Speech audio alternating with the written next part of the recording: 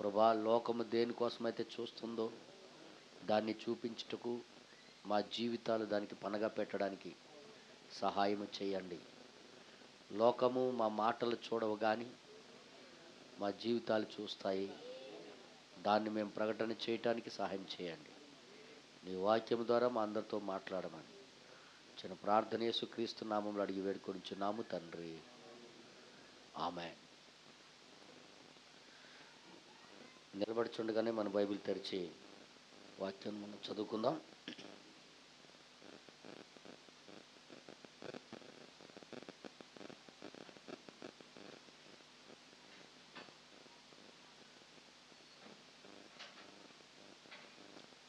అపోస్తల కార్యములు 2వ అధ్యాయము 7వ అధ్యాయము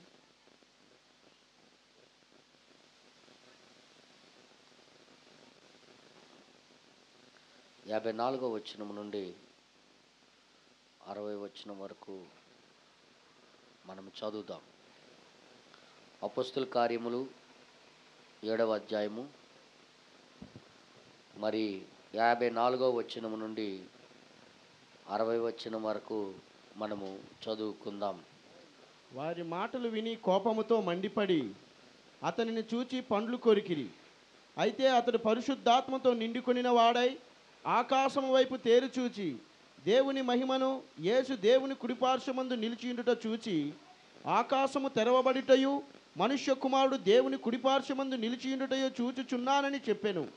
అప్పుడు వారు పెద్ద కేకలు వేసి చెవులు మూసుకొని ఏకముగా అతని మీద పడి పట్టణపు వెలుపలికి అతనిని వెళ్ళగొట్టి రాళ్ళు రువ్వి చంపిరి. సాక్షులు సౌలు అను ఒక యవనుని పాదముల యొద్ద తమ వస్త్రములు పెట్టిరి.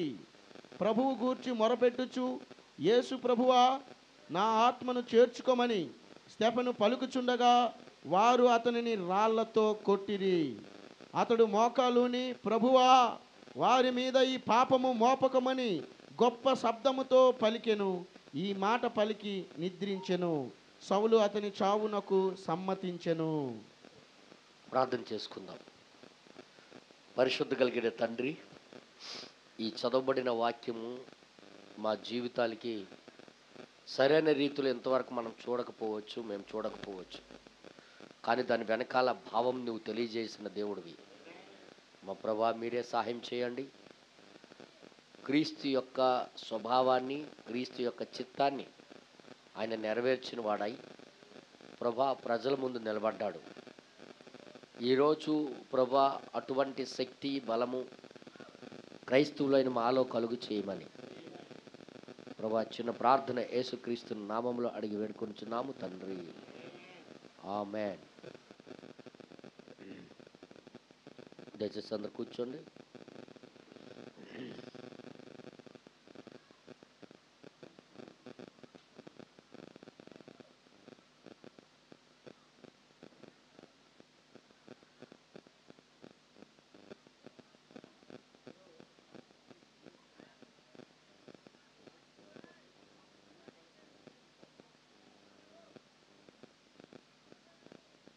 దేవుడి నామానికి మహిమ కలుగును గాక.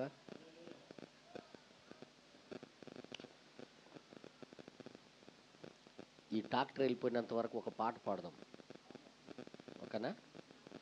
ఏదో ఒక పాట ఎత్తుకో. ఏం పేరు? అక్కడ నుండి పాడు, అక్కడ నుండి పాడు అయ్యా, లేచి సరిపోకొచ్చేట పాడు పాడు.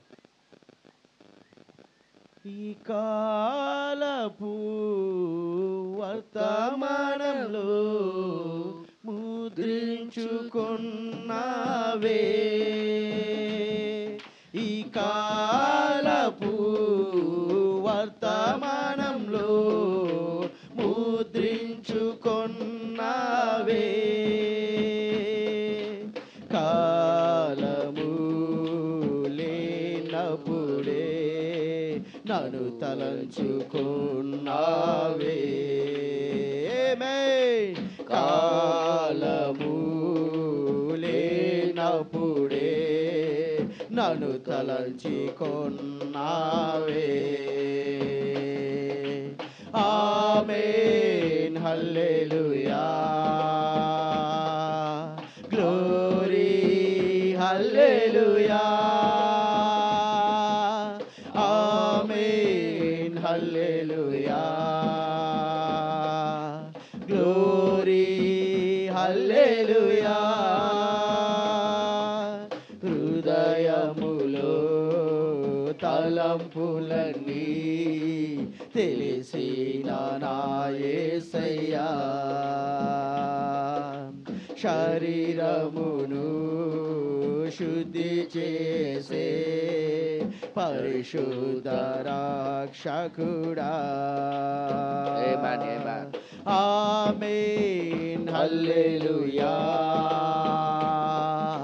గ్లోరీ హల్లెలూయా ఆమేన్ హల్లెలూయా గ్లోరీ హల్లెలూయా నీ వధువుగా నీవు నన్ను నియమించుకున్నావే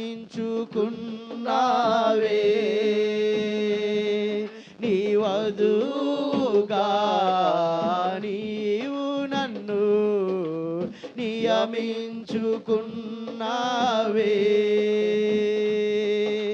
పక్షిరాజు ఆహారముతో పోషించుచున్నావే ఆమేన్ పక్షిరాజు ఆహారముతో పోషించుచున్నావే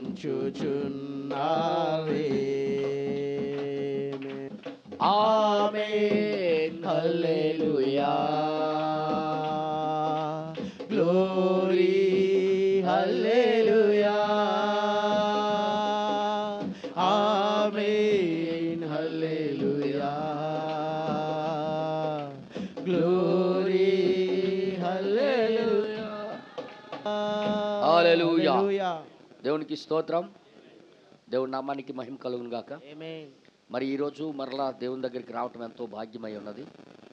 మీరు ఎప్పుడైనా దేవుని యొక్క ప్రణాళికను, దేవుని యొక్క ఉద్దేశాన్ని మనం తెలుసుకోవాలి అనుకుంటే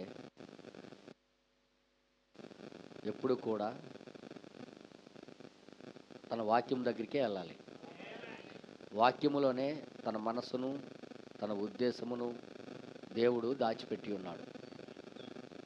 వాక్యములోనే తన మనసు ఉంది, వాక్యములోనే తన ఉద్దేశాలు ఉన్నాయి, వాక్యములోనే తన యొక్క ఐడియా తన ఏమనుకుంటున్నాడు అనేది వాక్యములోనే పెట్టి ఉన్నాడు. గనుక మనం వచ్చేటప్పుడల్లా వాక్యం దగ్గరికే మనము రావలసి వారమై ఉన్నాము. హల్లెలూయా. మరి ఈరోజు ఒక చిన్న అంశం మీద నేను మాట్లాడాలనుకుంటున్నాను. స్టెఫెను ఒక ప్రకటన పలకై ఉన్నాడు అనే దాని మీద నేను మాట్లాడతాను. స్టెఫెన్ ఒక ప్రకటన పలక. ఎవరికి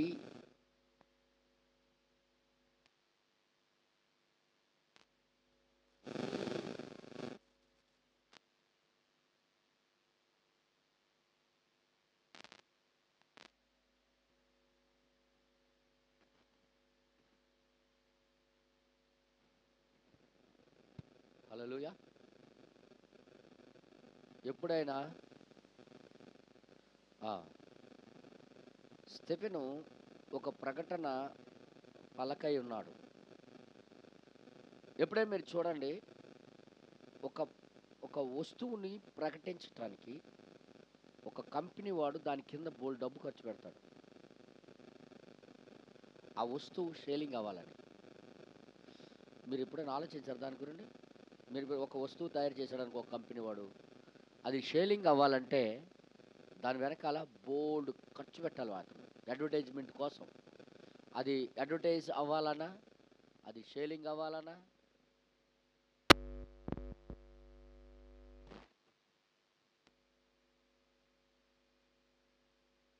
బాధ్యత అక్కడ ఉంటుంది.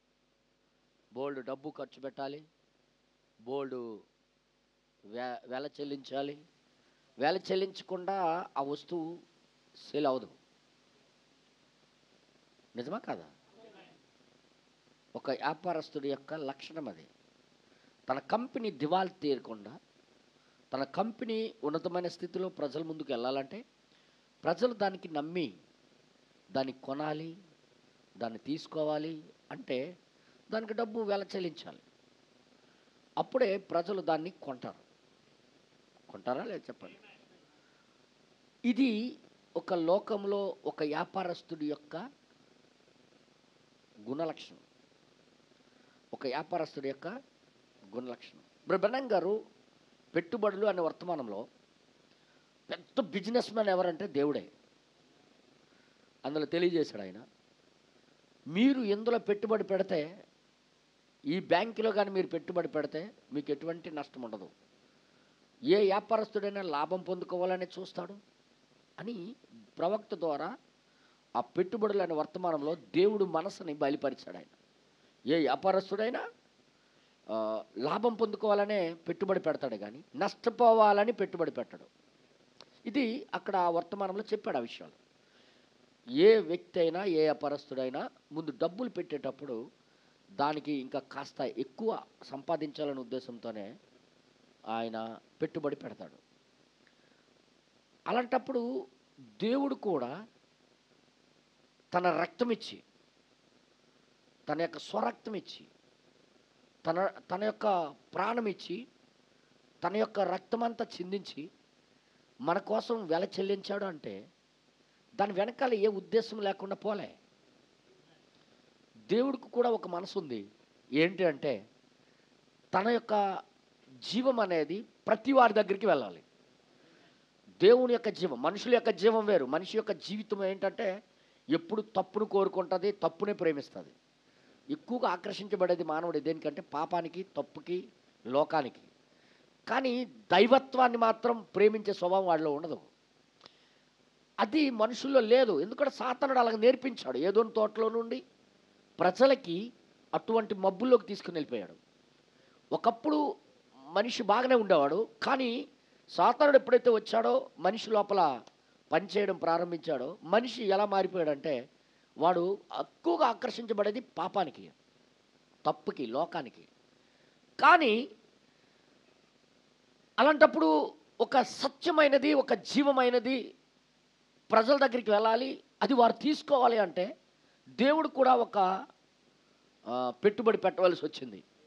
ఆ పాపికి రక్షించడానికి తన రక్తాన్ని, సొంత రక్తాన్ని. అలాంటి రక్తం ఏ మానవుల్లో లేదు.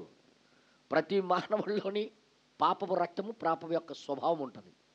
కానీ దేవుడు తనంతట తాను ఆ రక్తాన్ని సృజించుకొని అలాంటి పవిత్రమైన రక్తము చిందిస్తేనే కానీ మానవుడు విడుదల పొందడనే ఉద్దేశంతో దేవుడు ఏం చేశాడంటే తన రక్త కణాన్ని ఆయన సృజించుకొని ఆయనే స్వయంగా ఈ లోకానికి వచ్చి పెట్టుబడి పెట్టాడు.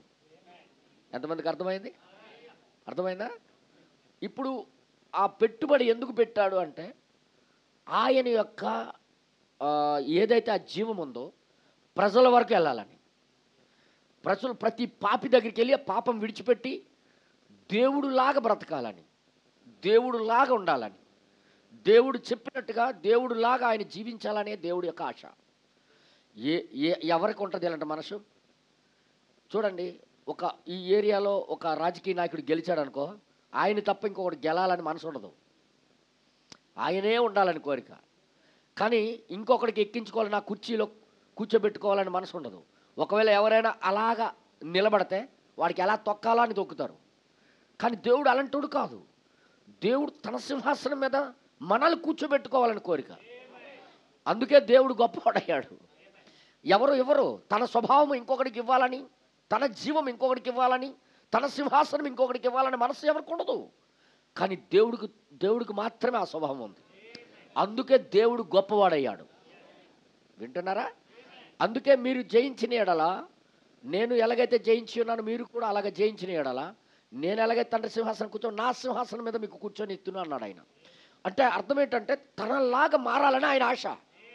ఇప్పుడు ప్రజలకి ఆయన యొక్క ఆత్మ ప్రచారం అవ్వాలి, తన ఆత్మ ప్రజలు చూపించాలి, తన యొక్క స్వభావము ప్రజలు గుర్తించాలి. జనులు ఆ పాపాన్ని విడిచిపెట్టి ఆయనలాగా బ్రతకాలని కోరిక జనుల్లో పుట్టాలి. అలాంటి దాహం పుట్టాలనే పెట్టుబడి పెట్టాడు ఆయన. ఎంతమందికి అర్థమవుతుంది? ఈ పెట్టుబడి అనేది ఒక మనిషి లాస్ అవ్వడానికి పెట్టడు. పెట్టుబడి ఇప్పుడు కూడా లాభం పొందుకోవాలని చూస్తాడు. కానీ దేవుడికి కూడా అదే మనసు ఉందన్నమాట. ఆయన కూడా ఆ ఒక్కడై ఉన్న అతను ఎంతోమంది దేవుళ్ళుగా తయారు చేయాలని ఆయన కోరిక. హల్లెలూయా. ఇప్పుడు అర్థమవుతుందా? పెట్టుబడి ఎందుకు పెడతారంటే ఆ వ్యాపారము మరి కాస్త వృద్ధి పొందడానికి, ఆ దైవత్వము మరి కాస్త వృద్ధి పొందడానికి, ఆ దైవ స్వభావము మరి కాస్త ప్రపంచంలో ప్రజల దగ్గరికి వెళ్ళాలనే కోరికతో ఆయన ఆ పెట్టుబడి పెట్టవలసి వచ్చింది. ఎంత పెట్టుబడి కాదు, ఏ మనుషుడు కూడా అలా పెట్టలేడు, ఎవరు కూడా చేయలేరు. అది అంత పెట్టుబడి పెట్టాడు. ఇప్పుడు జాగ్రత్త వినండి. దీని మీదే మన ప్రవక్త గారు ఏం చెప్పారో మనకు కొద్దిగా నేను చూపిస్తాను మీకు. ఇందులో ఇలా చెప్తున్నారు ఆయన. దయచేసి నాతో కూడా మీరు చూడండి. అందుకే మత్తయి సువార్త 5వ అధ్యాయము 16వ వచనంలో, మత్తయి సువార్త 5వ అధ్యాయం 16వ వచనంలో ఇలాగ రాయబడి ఉన్నది. చూడండి ఇక్కడ ఏమంటాడు చూడండి. 16వ వచనం ఒకసారి మీరు చదవండి, తొందరగా చదవండి, టైం అయిపోతుంది. మీరు చదవాలని కోరుచున్నాను. మనుష్యులు మీ సత్క్రియలను చూచి పరలోకమందున్న మీ తండ్రిని మహిమపరచునట్లుగా వారి ఎదుట మీ వెలుగు ప్రకాశింపనీయుడి. అంటే ఎవరికి లాభం, ఎవరికి మహిమ దొరకాలి? తండ్రికి, మన తండ్రికి దొరకాలి. అంటే పెట్టుబడి ఎందుకు పెడుతున్నాడు అయితే దీన్ని బట్టి చూస్తే ఆయనకి మహిమపరచాలని, అవతలో ఆయనకి మహిమ రావాలి. కంపెనీకి గొప్ప పేరు రావాలని ఆయన పెట్టుబడి పెడతాడు.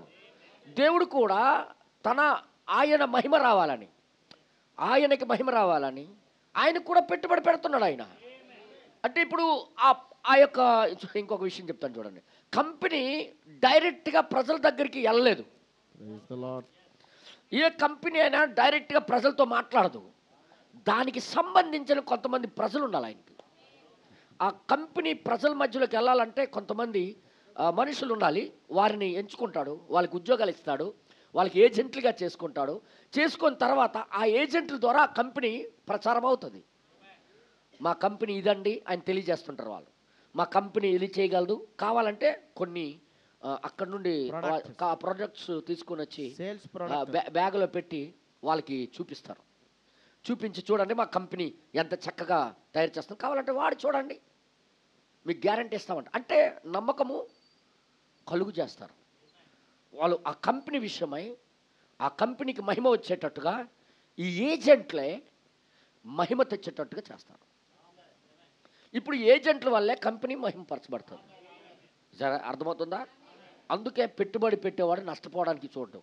దేవుడు కూడా నష్టపోవడానికి ఇష్టం లేదు అని అర్థం. ఆ మాట యొక్క భావం ఏంటంటే దేవుడు కూడా నష్టపోవడానికి ఇష్టపడడు. ఇప్పుడు నీకు దేవుడు పిలిచాడంటే నీ వల్ల ఆయన నష్టపోవడానికి ఇష్టపడట్లే. దాని భావం అర్థమవుతుందా? మన వలన ఆయన నామము దూషించబడ్డము కానీ, మన వలన ఆయన నామము కింద పడ్డము కానీ, మన వలన ఆయన యొక్క పరిశుద్ధత చెదిరిపోవడం కానీ ఆయనకి ఇష్టపడ్డు. ఆయన ఇంకా మహిమ పొందాలనే కోరిక. ఏ కంపెనీ పెట్టినా అంతే కదా, అంతే కదా.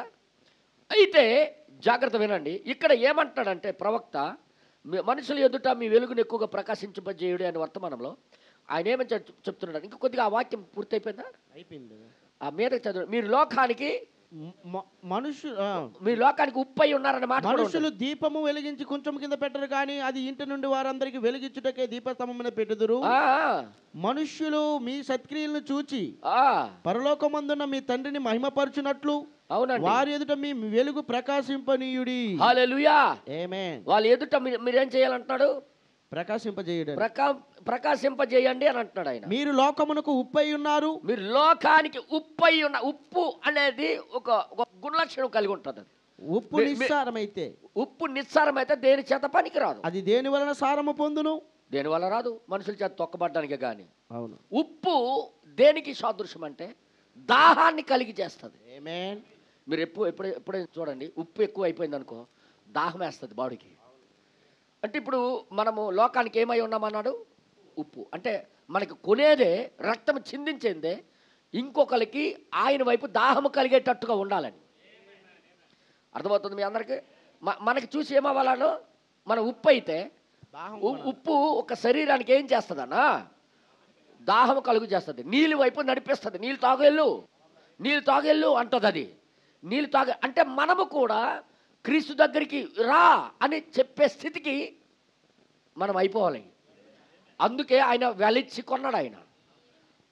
ఇంకొన్నా చెప్పనా, మనమే ఆయన ఏజెంట్లమై ఉన్నామని ప్రవక్త చెప్పాడు. ఆమేన్. ఏజెంట్లు ఎవరన్నా? మనమే. ఇప్పుడు నువ్వు ఒక సంఘానికి వచ్చి కూర్చొని వెళ్ళిపోతే ప్రయోజనం లేదు ఆయనకి. ఏ కంపెనీ అండి జీతం ఇస్తుంది? వచ్చి కంపెనీలోకి వచ్చి వెళ్ళిపోయినోడికి జీతం వస్తుందా? ఆ కంపెనీకి పేరు వచ్చేటప్పుడు, ఇప్పుడు చూడండి, మన విశాఖపట్నం స్టీల్ ప్లాంట్ ప్రైవేటీకరణ చేసేయాలని చూస్తున్నారు. కారణం ఏంటంటే గవర్నమెంట్కి లాస్ వస్తుంది. దానివల్ల గవర్నమెంట్కి లాస్ వస్తే అది భరించుకోదు, ఇంకొకరి చేతిలో పెట్టద్దు అది. ఎందుకు? దానివల్ల లాభం రావాలి. అందులో జాయిన్ అయిన దాన్ని బట్టి వాళ్ళకి లాభం రావాలి, పేరు రావాలి, లాభం రావాలి. దేవుడు కూడా మన కొరకు వెల చెల్లించింది ఏదో క్రిస్మస్ పండుగలు చేసుకోవడానికి కాదు, నెలకొకసారో వారానికి ఒకసారి వచ్చి కూర్చొని వెళ్ళిపోవడానికి కాదు, మేము సంఘానికి వచ్చి వెళ్ళిపోవడానికి కాదు, వినేసి బాగుందరు బాబు అని చెప్పడానికి కాదు. మనము లోకానికి దాహము కలిగించేవారముగా, జనులకి అది తాగాలని ఉంది కానీ అటువైపు చూడట్లేదు. కానీ దానికి అటువైపు నడిపించడానికి, దేవుడి వైపు తిప్పటానికి ఏజెంట్లు ఎవరు అంటే మనమే. ఎంతమందికి అర్థమైంది? దేవుడి నామానికి మహిమ కలుగును గాక. ఇక్కడ ప్రవక్త ఈ వర్తమానంలో, ఈ లిటిల్ స్టోర్ హౌస్ అనే వర్తమానంలో మీరు చూసినట్లయితే ఇక్కడ ప్రవక్త ఏమంటున్నాడో కొద్దిగా మనం చూపిస్తాను మీకు. 36వ పేర చివరి భాగం నుండి చదువు, ఎందుకంటే మొదటి నుండి చదివితే టైం అయిపోద్ది. మనము బ్రతుకుచున్న ఈ దినమున ప్రకటన కొరకు డబ్బు చెల్లించవలసి ఉన్నదని మనకు తెలుసు. మనము బ్రతుకుచున్న ఈ దినమున ప్రకటన కొరకు డబ్బు చెల్లించవలసి ఉన్నదని మనకు తెలుసు. డబ్బు దేనికోసం చెల్లాలి? ప్రకటన అంటే దానికి అడ్వర్టైజ్మెంట్ కోసం. తర్వాత మీరు ఎవరైతే వ్యాపారంలో బహుగా అభివృద్ధి చెందిన వారై ఉన్నారో వారందరూ ప్రకటనలు చేయుటలో గొప్పవారై ఉన్నారు. డెవలప్మెంట్ ఎలాగయ్యాడు ఆయన? ప్రకటన చేశాడు బాగా. తర్వాత వారు దానిని టెలివిజన్లో పెట్టెదరు. వాళ్ళు ఏం చేస్తారు? టీవీలో చూపిస్తారు, అవునా? అడ్వర్టైజ్మెంట్. తర్వాత మరియు వారు ఉత్పత్తులను ప్రకటనలు చేయుటకై, వాళ్ళ ఉత్పత్తులన్నీ ప్రకటన చేయటానికి అక్కడ వారు పిలువబడతారు. వారి ఉత్పత్తులను ప్రకటన చేయుటకై వారికి ఇష్టమైన చోట పూయుదురు. వాళ్ళకి ఖచ్చితంగా పోస్తారు. అయితే గోడ మీద కానీ ఎక్కడైనా పోస్తారు. ఏం చేస్తారంటే రోడ్ల మీద వాళ్ళ ప్రకటన. ఇది శక్తి సిమెంట్, అవును. ఇది కేసీపీ సిమెంట్, నాగార్జున సిమెంట్, ఇది నాగార్జున. ఎలాగ రాస్తున్నారు? ఎక్కడైనా ఒక దగ్గర రాస్తుంటారు ప్రకటన చేయడానికి. ఆ కంపెనీ సిమెంట్ జనాలు కొనేటట్టుగా చేయటానికి. అవునా కాదా? మరి ఇప్పుడు క్రీస్తుని జనాలు తీసుకోవడానికి ఎవరు ఏజెంట్లు? అయితే గోడలు కాదు, సంఘాలు కాదు, ఏదో నేను మాట్లాడుతున్నా, సంఘ శాఖలు కాదు, అది మనిషే. మనమే ఆ యొక్క ప్రకటన పలకలం. ఇప్పుడు మనమే చూపించాల ఆయన ఎలాంటోడో, మనమే చూపించాలి. ఇప్పుడు ఏమంటారు చూడండి ఒకసారి. ఉదాహరణకి దీనిని ధూమపానము చేయుము. ఏమంటారు దానికి? సిగరెట్ బరువంత దగ్గు కాదు, మరియు ఆలోచన పరుని వడపాత సాధనము. ఆ సిగరెట్ పెట్టి మీద ఏమంటది అడ్వర్టైజ్మెంట్? ఆలోచన. దీన్ని తాగితే నీకు గొప్ప ఆలోచన వస్తుంది, బాగా పని ఉట్టిదే, చంపడానికి ఏ దగ్గు రాదట. తర్వాత ఏ దగ్గు రాదట, అసలే క్యాన్సర్ ఉంటుంది. ఇది ఆలోచన పరుని వడపాత సాధనము. ఖచ్చితంగా ఆలోచించిన వాడికి మాత్రం అది తప్పు అని అర్థమవుద్ది. మరియు మరొక మనుషుని రుచి లేక అలాంటివి అయితే వారి యొక్క బీరుతో చాలా కాలము జీవిస్తూ ఉండుము అని అంటుంటారు చాలా మంది. అలాంటిదంతా ప్రకటన చేసుకొని బయటకు వచ్చేస్తున్నారు వాళ్ళు. మరి దేవుడు మరి ఏం చేయాలైతే? ప్రకటన ఖచ్చితంగా దేవుడు కూడా తన ప్రకటన చేసుకోవడానికి ఆయన కూడా చాలా మందికి ఆయన కొన్నాడు, తన స్వరక్తం ఇచ్చి కొన్నాడు ఆయన. అందుకే మనకి పిలువబడ్డం ఈ కాలంలో, ఈ చివరి దినాల్లో ఏదో మాట్లాడుకొని వెళ్ళిపోవడానికి కాదు. ఈ వర్తమానం మనకి ఒక ప్రకటనగా ఉండడానికి పిలిచింది. అది చూడండి, ఇక్కడ ప్రవక్త ఏమంటాడు కొద్దిగా చూసినట్లయితే, ఆదాయపు పన్నును వాడుకొందురు. ఆదాయ పన్ను కట్టకుండా తప్పించుకోవడానికి ఈ అడ్వర్టైజ్మెంట్ వాడేస్తారు వీళ్ళు. మరియు అది వారికి ఫలితమును రాబడి ఇచ్చుచున్నది. అవును, ఆ అడ్వర్టైజ్మెంట్ ఏం చేస్తుందంటే ఫలితం వారికి రాబడిస్తుంది. ఫలితం రాబడి 37వ వచనం, అందును అందును బట్టి అది ఫలితం ఇచ్చినట్లయితే, అలాగా అడ్వర్టైజ్ చేసిన దాన్ని బట్టి వాళ్ళకి ఫలితాలు వస్తే, అలాగైతే క్రైస్తవ్యము ప్రకటన చేయబడితే క్రైస్తత్వం అనేది ప్రకటన చేయబడితే ఎందుకని ఫలితమునివ్వదు? ఖచ్చితంగా క్రీస్తు ప్రకటన చేయబడితే, క్రీస్తు మన ద్వారా ప్రకటన చేయబడితే ఎందుకు ఫలితం రాదు? నిజమే. ఎందుకు రాదు అంటే, క్రైస్తత్వం ఈరోజు నిద్రపోతుంది, కిందకి దిగజారుతుందంటే మనమే సరిగ్గా దాన్ని ప్రకటన చేయట్లేదు. అవును. ఈరోజు సంఘాలు చల్లబడిపోతున్నాయంటే అర్థం ఏంటి? అందుకే క్రీస్తు ఫలాలు కనిపించట్లే. సంఘాలు చల్లబడిపోతున్నాయి. ఏ దానికోసమైతే ఆకలి ఉండాలో ఆకలి పుట్టట్లేదు, దేనికోసం జీవించాలో దానికి జీవించట్లేదు అంటే అర్థం ఏంటి?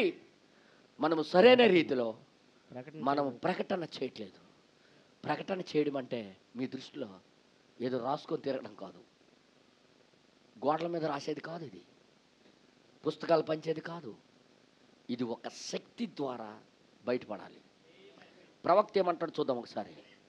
అని నేను ఆలోచన చేయుటకు మొదలు పెడితే మంచిది అటు తరువాత అలాగైతే ప్రకటన అనగా ఏమిటి అని నేను ఆలోచించాను. అనగా ఏమిటని నేను ఆలోచించాను.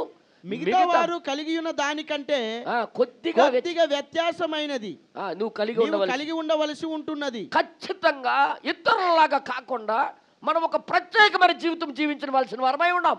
ఆమేన్. అలాగైతేనే ఇది ప్రకటింపబడుతుంది. అందరిలాగా క్రైస్తవులు సంఘానికి వెళ్ళిపోయి మళ్ళీ లోకంలో బ్రతికినట్టుగా బ్రతకూడదు. మనం లోకస్తులు చేసినట్టు మనం చేయకూడదు. పూర్తిగా క్రీస్తు చెప్పినట్టుగా ఒక ప్రత్యేకమైన జీవితం జీవించి చూపించాలి. నిజంగా అక్కడ ఏమంటాడు చూడండి ఒకసారి. లేదా లోకము యొక్క మిగతా వస్తువు వలె అది సాధారణంగా ఉన్నట్లయితే అది ప్రజల యొక్క గమనమును అది ఏనాడు ఆకర్షించలేదు. ప్రజల యొక్క చూపుని అది ఆకర్షించలేదు. అన్ని వస్తువుల్లాగా ఉంటే అది ఏం ఆకర్షించదు. దానికి మోడిఫై చేస్తారు, ఎందుకంటే అది ఆకర్షణ కలిగి ఉండాలని. అవును. హల్లెలూయా. ఇప్పుడు లోకస్తులు క్రైస్తవులు చూసి దేవుడు ఉన్నాడని చూపి అనుకోవట్లేదు, ఎందుకంటే వాళ్ళు అలాగ చచ్చిపడి ఉన్నారు, క్రీస్తుని చూపించట్లో ఫెయిల్ అయిపోయారు. అందుకే ఈ కాలానికి వర్తమానం వచ్చి గద్దించడానికి ప్రారంభించింది. అందుకే మనకి అలాగ చేయటానికే ఈ వర్తమానం ఈ కాలంలో దేవుడు పంపించి ఉన్నాడు. 7వ దూతను పంపించడానికి కారణం అదే, మళ్ళీ దిద్దడానికి. వాళ్ళు ఎలాగ మొదట అపోస్తులు అలాగ చేశారో ఇంకా ఆ విధంగానే భూమి మీద జరగాలని, క్రైస్తుడు అనేవాడు క్రీస్తుని చూపించేవాడుగా, క్రీస్తు యొక్క శక్తిని బయలుపరిచేవాడుగా, క్రీస్తు యొక్క జీవం ప్రకటన చేసేవాడుగా ఉండాలని దేవుడు ఈ కాలానికి వర్తమానం పంపించాడు. చూడండి ఇక్కడ ఏమంటాడో, ప్రవక్త ఏమంటాడో చూద్దాం. ఒక ఇంధన వాహనము కొరకు ఒక మనుషుడు ఎదురు చూస్తున్నట్లయితే ఆ గుర్తును అతడు దాటిపోవలసి ఉండెను. అవును.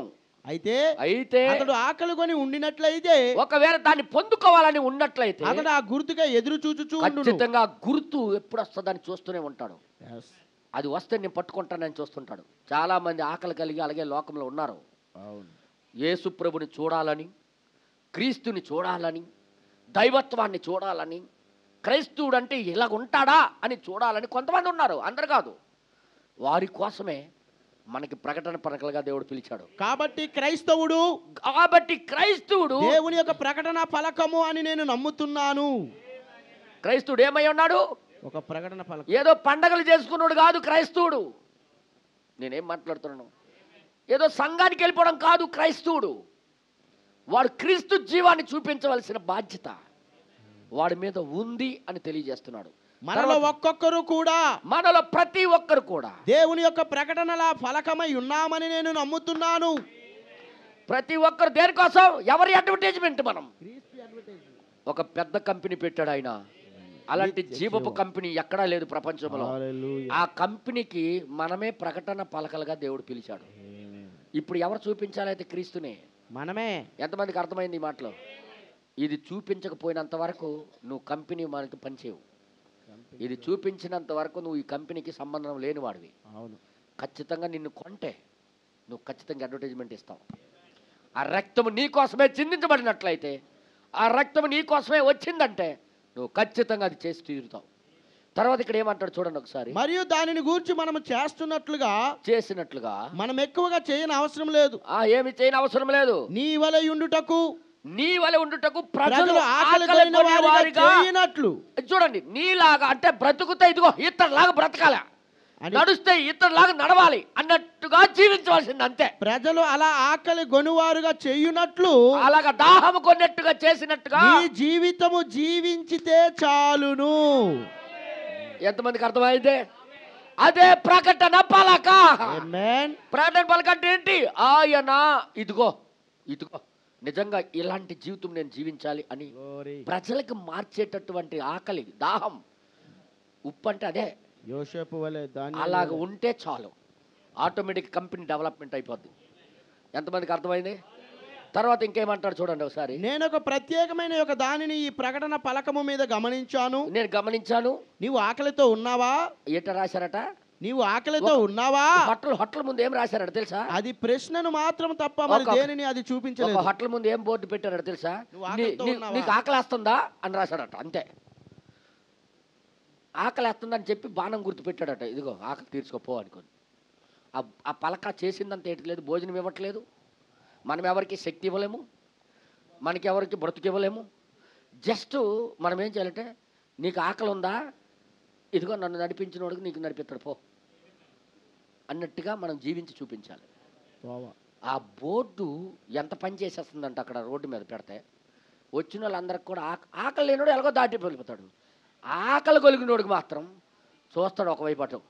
ఆ బోర్డు ప్రశ్నను మాత్రము తప్ప మరి దేనిని చూపించట్లేదు. అయితే వారు ఆకలితో నుంటేనే తప్ప, ఎవడైతే ఆకలితో ఉంటాడే తప్ప నీవు ఎవరికి ఏదైనా అమ్మకము చెయ్యలేవు. నువ్వు అసలు అమ్మకం చేయలేవు. ఎవరికైతే క్రీస్తులాగా జీవించాలనుకుంటాడో వాడికి చూపించవలసిన దారి మనమే అయి ఉన్నాం. క్రీస్తులాగా బ్రతకాలనుకున్న వాడికి మనమే. బ్రదర్ బల్లేరు కూడా సంఘమా, మీరు సంఘానికి వచ్చి వెళ్ళిపోతే ప్రయోజనం లేదు. నేను మరి అంటున్నా, మీకు చూసి ఈ ఊళ్ళో ఇంకొకడు జీవించాలని కోరుకోవాలి. ఏదో మనం సంఘానికి వచ్చి చర్చికి వచ్చేసి ఆదివారం వచ్చేసి మళ్ళీ మిగతా వారాలన్నీ కూడా మామూలు జీవితం జీవిస్తే దేవుడి దగ్గర పనికిరాం. ఒక ప్రత్యేకమైన జీవితం మనం జీవించి చూపించాలి, మనం నడిచి చూపించాలి. ఇప్పుడు మనం ప్రజలు ఎవరైతే ఆకలి కలిగి ఉన్నాడో వాడికి మాత్రము క్రీస్తు వైపు నడిపించిన వారం అవుతాం. అదే కదా దేవుడు. ప్రకటన చేసే ఫస్ట్ విషయం ఏంటంటే, ప్రకటన చేసే మొట్టమొదటి విషయం ఏంటంటే, దారిని వెళ్తున్న వ్యక్తి దానిని చూచినట్లుగా అది చేయును. దారిలో పోతున్నోడికి అది చూసేటట్టుగా చేస్తుంది అది బోర్డు. ఆ బోర్డు ఏం చేస్తుంది? దారిని వెళ్ళే వారు ఆడు బతుకుతున్నోడికి, పాపంలో కొనసాగిపోయినోడికి ఇటువైపు లాగినట్టుగా చేస్తుంది అది. దానిని ఆకర్షణ అంటారు. ఏ మ్యాన్, అలాగ చేయటానికే దేవుడు మనకి ఉప్పై ఉన్నారు అన్నాడు. అలాగ చేయమని అలాగ చేసే వాళ్ళే ఉప్పై ఉన్నారు. అందరూ ఉప్పు కాదు, అందరూ సప్పము కలిగిన ఉప్పు, సారం లేని ఉప్పు. ఏదేదా వాక్యానుసారమైన జీవితం లేని ఉప్పులు. ఎందుకు ఆ ఉప్పులు? పేరు మాత్రం క్రైస్తవులే, ఉప్పే, కానీ సారం లేదు. అందుకే ఈ లోకము చేత అది తొక్కబడుతుంది. ఈ జనుల చేత తొక్కబడు. ఏంట్రా నీలో స్పెషల్, నువ్వు యేసుప్రభువు నమ్ముకున్నావు ఏంట్రా స్పెషల్ అంటున్నారు. వీళ్ళు అంటారు యేసుప్రభువు నమ్ముకోండి మంచిదే అంటుంటారు. ఏంటి మంచిదిరా, నీకేం మంచి జరగట్లేదు, నాకెలా మంచి జరుగుతుంది అంటారు వాళ్ళు. అది కాదు చూపించవలసింది. ఇప్పుడు మన జీవితాల ద్వారా ఆయనని చూపిస్తే, ఆ జీవితంలోకి క్రీస్తు వస్తేనే కానీ ఆ జీవితం మనం చూపించలేము. అందుకే ఆయన జీవితం జీవించాలంటే మనం ముందు చావాలి. మన స్వభావాలు చావాలి, మన పాత గుణలక్షణం చావాలి, మన లక్షణాలన్నీ మన స్వభావాలని చచ్చిపోతానే కానీ ఆయన జీవించలేడు. అందుకే ఇక్కడ ఏమంటాడు చూడండి, క్రీస్తును లోకములో చూచినటువంటి ఒకే ఒక మార్గం ఏదనగా, క్రీస్తును లోకం చూసేటట్టుగా చేసే మార్గం ఒకే ఒకటి ఏంటంటే, ఎప్పుడైతే వారు దానిని నీలోను మరియు నాలోను దానిని చూచుట అవుతుంది. ఎప్పుడవుతుంది అది? ఎప్పుడవుతుంది అంటే చెప్తున్నాడు ఇక్కడ, క్రీస్తును చూచినటువంటి మార్గము అది ఒక్కటే. ఏంటది? చూడండి, ఇంక కిందకి రాయబడింది. సూర్యాస్తమయాలకు, అవునండి, పక్షుల కోలాహలానికి అవి వాళ్ళు చూడలేరు. ఆకులకు మరియు గడ్డికి, పువ్వులకు, సంగీతానికి మరియు వర్తమానమునకు ఇంకా తదితరమైన వాటికి. ఒక్క నిమిషం ఆగండి, అలా చదువుకుని వెళ్ళిపోతే అర్థమవుతుంది. నేను వివరిస్తాను. కానీ ఇప్పుడు దేవుడు ప్రతి దాంట్లో ఉన్నాడు. సూర్యాస్తమములే ఉన్నాడు, అవును, గడ్డిలో ఉన్నాడు, ప్రతి విషయంలో దేవుడు ఉన్నాడు ప్రకృతిలో. అవును. కానీ దాన్ని చూడలేరు వాళ్ళు, దాన్ని పట్టుకోలేరు. పట్టుకున్నది ఎక్కడంటే మనలోనే. ఇప్పుడు మనమే పట్టుకున్నట్టుగా చేయగలం. ఆమేన్. అది పట్టుకట్టినంత జ్ఞానం ఉంటే ఇంకెందుకు ఈ గొడవ? అవును. అనరు అందరూ ప్రకృతిలో దేవుడు చూసినంత జ్ఞానం ఉంటే సమస్య లేకపోను. ఇప్పుడు ఆ మనస్సాక్షి లేదు, చచ్చిపోయింది, గుడ్డితనం అయిపోయింది. అది చూసినంత జ్ఞానం లేదు. ఇప్పుడు ఎవరిని చూస్తారంటే మనల్ని చూస్తారు. ఇప్పుడు ఎవరైతే ప్రకటన పలకలై ఉన్నారో, ఎవరైతే చర్చికి వెళ్తున్నారో, ఎవరైతే క్రీస్తు బిడ్డలని చెప్పుకుంటున్నారో వాళ్ళకి గమనిస్తారు.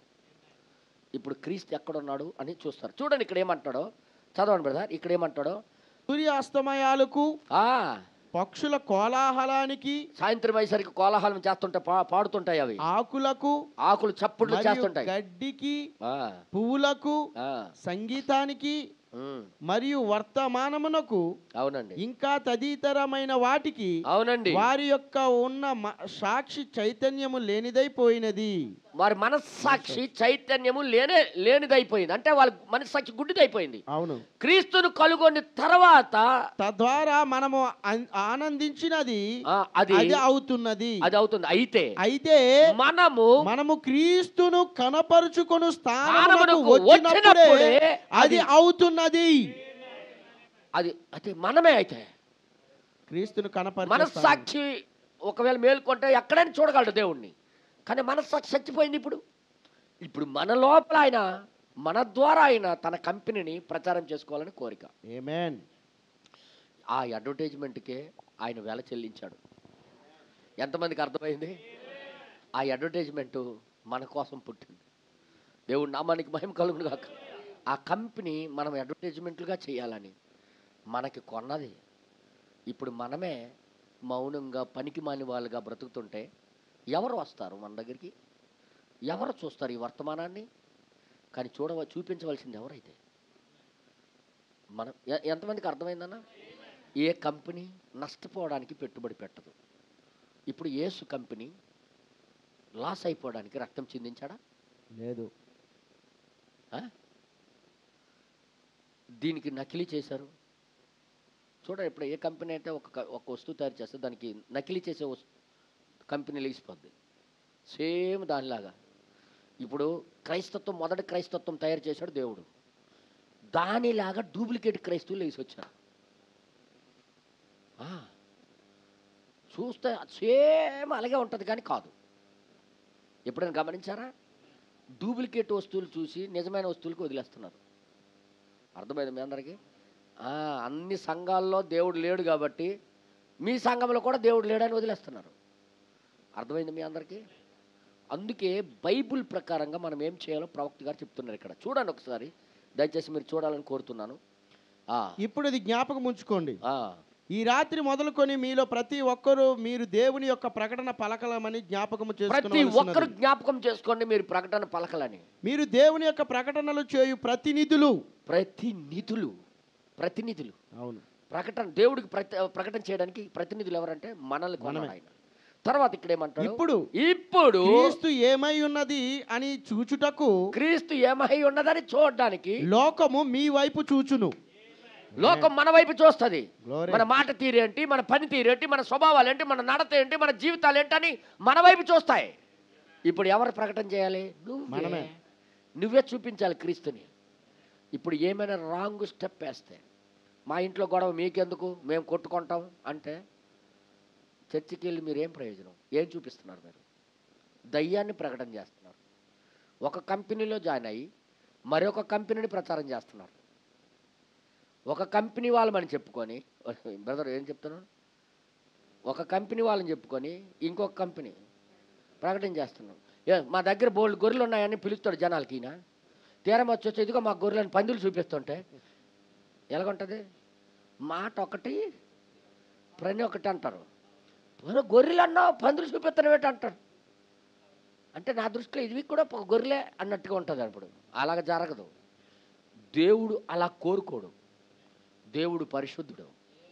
ఆయన పరిశుద్ధత ప్రపంచాన్ని చూపించాలంటే ఇప్పుడు ఈరోజు మనం చేయవలసిందంటే మనల్ని మనం చంపుకొని ఆయన పరిశుద్ధతను ప్రజలను చూపించవలసిన బాధ్యత మనమే. ఆమేన్. ఇంకెవరో రారో. ఈ ఏరియా కోసం నీకు లెక్క అడుగుతాడు. నువ్వు జీవిస్తున్న ఏరియా కోసం, వీధి కోసం నీకు లెక్క అడుగుతాడు. ఇప్పుడు ఆ చుట్టుపక్కల ఉన్న వాళ్ళకి ప్రచారం చేయవలసిన బాధ్యత నీదే. ఎలా ప్రచారం చేస్తావు? రండండి మా చర్చి మంచిదని చెప్తే ఎవరు రాడు. నీ జీవితాన్ని చూసి బ్రతుకుతే ఇలాగ బ్రతకాలని అవతల ఆకలి పుట్టించాలి. దేవుడు నామానికి మహిమ కలుగును గాక. దానినే ఉప్పు అంటారు. దాహాన్ని కలుగు చేయాలి. చూడండి ఇక్కడ ఏమంటాడు, మీరే ప్రకటన పలకలు. ఆమేన్. చూడండి ఏమై క్రీస్తు. కాబట్టి మనము నిజంగా కానివేవో వాటిని మరింత చెత్తను అక్కడ మనము రుద్దుకోకూడదు. ఎట్టి పరిస్థితుల్లో చెత్తకు రుద్దుకోకూడదు మనం. తర్వాత ఇంకేమంటాడు, మనం ప్రప్రథమంగా అలాగూ ఉందాము. ప్రప్రథమ అంటే మొదటిగా ఫస్ట్ చేయవలసింది ఏంటంటే అప్పుడు మనము ఆ విధంగా ఉండినప్పుడు అప్పుడు లోకము నీలోను మరియు నాలోను క్రీస్తును చూచును. ఆమేన్. కంపెనీ కనబడతాదే. దేవుడు నామానికి మహిమ కలుగును కాక. అరే ఒక బట్ట కొంటే 5 సంవత్సరాలు బట్టి నలగట్లేదంట. బట్ట ఎక్కడ కొన్నావనియా? నేను తీసుకుంటాను ఆ బట్టకి.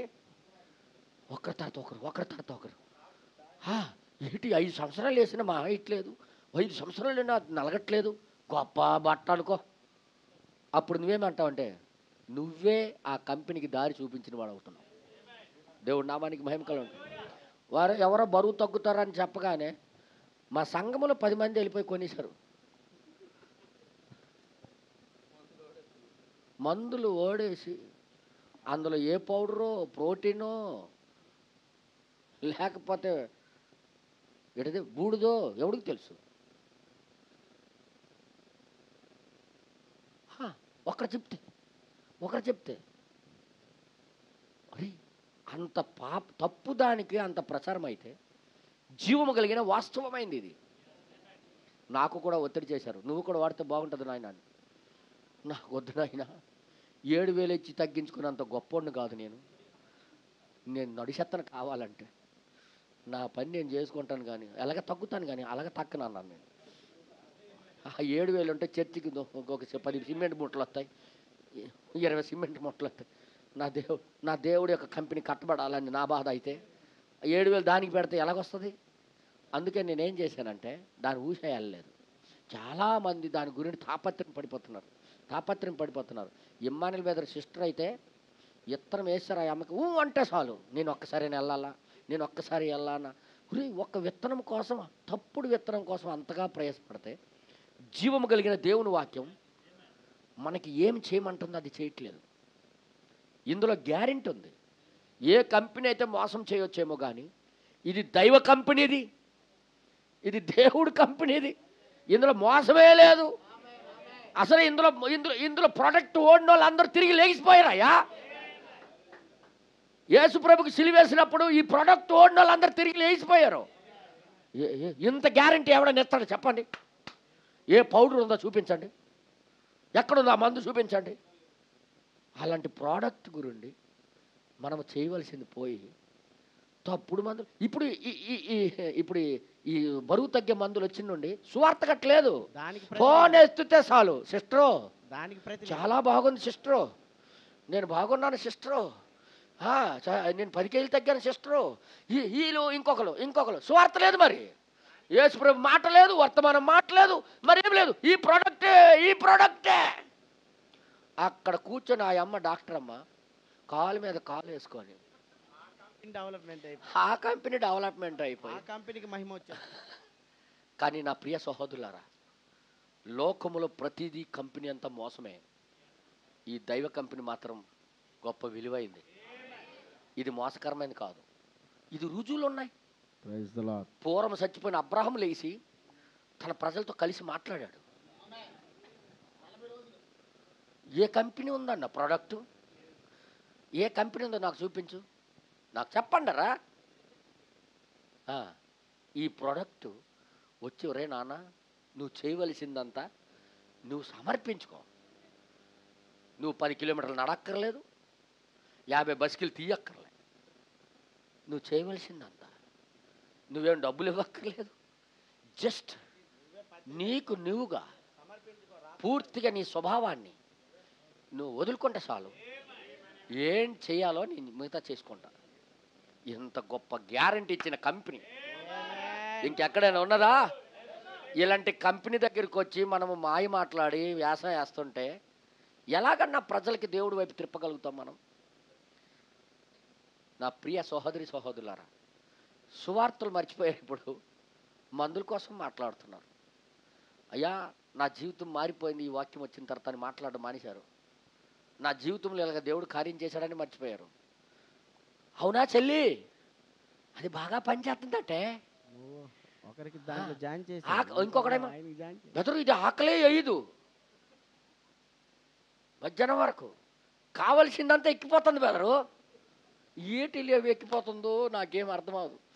నిజం చెప్తున్నాను, కావలసిందంతా ఎక్కిపోతుందట. నాకు చెప్పు, ఎత్తబట్టుది ఎక్కిపోతుందా? నువ్వు చచ్చిపోయినా లెగిసిపోయేది ఎక్కిపోతుందా? మరి జీవము కలిగిన ఏదైనా రోగం వస్తే ఆపగలిగింది ఎక్కుతుందా? అరే యార్, పాపం వస్తే ఆపగలిగేది ఎక్కుతుందా? మరి అన్నీ ఎక్కిపోతుంది ఎలాగా? నేను అంటుంది, ఈ లోకంలో కంపెనీలని మనుషులకి మోసం చేసి అబద్ధాలు ఆడి డెవలప్మెంట్లు అవుతున్నాయి. కానీ దేవుని యొక్క కంపెనీ ఎప్పుడు అబద్ధం ఆడలేదు, ఎప్పుడు సత్యముగానే నిలబడి ఉన్నది. మరి ఈ కంపెనీ కోసం మనం పని చేయవలసింది పోయి మనం ఏం చేస్తున్నామంటే లోకం చెప్పిన మాయ మాటలో పడిపోతున్నాం. ఈ పనికి మళ్ళీ ఇవన్నీ రుద్దుకోవడం మంచి మానేసి జీవము కలిగిన దేవుని వైపు తిరగవలసిందిగా ప్రవక్త గారు కోరుతున్నారు. దేవుడి నామానికి సంగమా మోసపోకండి. ఈ రోజు మాత్రం గుర్తుపెట్టుకోండి, ఇక్కడ అంటున్నాడు ఆయన 39లో, ఏ ప్రకటనైనా దాని యొక్క మొదటి విషయం, ఏ ప్రకటనైనా దాని యొక్క మొదటి విషయం ఏంటంటే దానిని వ్యక్తి చూడవలసి ఉన్నది. ఖచ్చితంగా ఒక వ్యక్తి చూడాలి దాన్ని. అటు తర్వాత అది కావాలని వారు కోరుకునవలసి ఉన్నది. దాని తర్వాత చూడాలి, తర్వాత కోరుకోవాలి. చూడాలి, కోరుకోవాలి. కోరుకుంటారు. చూస్తే కానీ కోరుకోడు ఎవడైనా. చూస్తే కానీ కోరుకోరు. అవునా కాదు చెప్పండి. అవును అవును. తర్వాత ఇంకా రాయబడి, వారు దాన్ని చూచి అది వద్దంటే అది వేరే విషయం. అది చూసిన తర్వాత కూడా వద్దంటే వేరే విషయం. కానీ అయితే ఉపయోగం లేని ప్రకటనను నీవు అక్కడ పెట్టలేదు. నువ్వు ఉపయోగం లేని ప్రకటన నువ్వు పెట్టలేదు. అదే అంటే జీవం కలిగిన దేవుడిని నువ్వు ప్రదర్శించినప్పుడు నేను జీవించిన అన్నీ వెళ్ళిపోతే వాడి కర్మ అది. కానీ ఆ జీవ ప్రకటన ఎవడికో బ్రతికిస్తుంది. దేవుడి నామానికి మహిమ కలుగును గాక. ప్రకటన చేయవలసింది దేన్ని? క్రీస్తు జీవాన్ని. ప్రొడక్ట్ని కాదు, పౌడర్లు కాదు. నాకు ఓషియా చెప్తున్నాడు, ఒక్కసారి ఓడే బెదరా, ఒక్కసారి ఓడితే 100 సార్లు ఓడినట్టుగా అని అంటున్నాడు ఆయన. నేను అన్నాను, ఇది ఒక్కసారి ఓడితే 1,00,000 సార్లు ఓడినట్టు. ఇది మంచి ప్రోడక్ట్. ఇది ఇక్కడ మనం అన్ని ప్రొడక్ట్లు ఒరిజినల్ ప్రొడక్ట్. ఈ నిజమైన ప్రోడక్ట్ని వదిలేసి పనికిమాలి ప్రోడక్ట్లో పనిచేయడం. అందుకే చూడండి, నువ్వు దేనికోసం ఎక్కువగా మాట్లాడుతున్నావో అదే నువ్వై ఉన్నావు. నువ్వు దేనికోసం ఎక్కువ ఆలోచిస్తున్నావో అదే నువ్వై ఉన్నావు. కానీ క్రీస్తు లాంటి మనసు మనకు రావాలని దేవుడు కోరుకుంటున్నాడు. ఈరోజు ఆయన నోట్లో నుండి ఏ కపటము రాలేదు, వాక్యం తప్ప మరొకటి మాట్లాడలేదు. అందరు చెప్పండి హల్లెలూయా, హల్లెలూయా.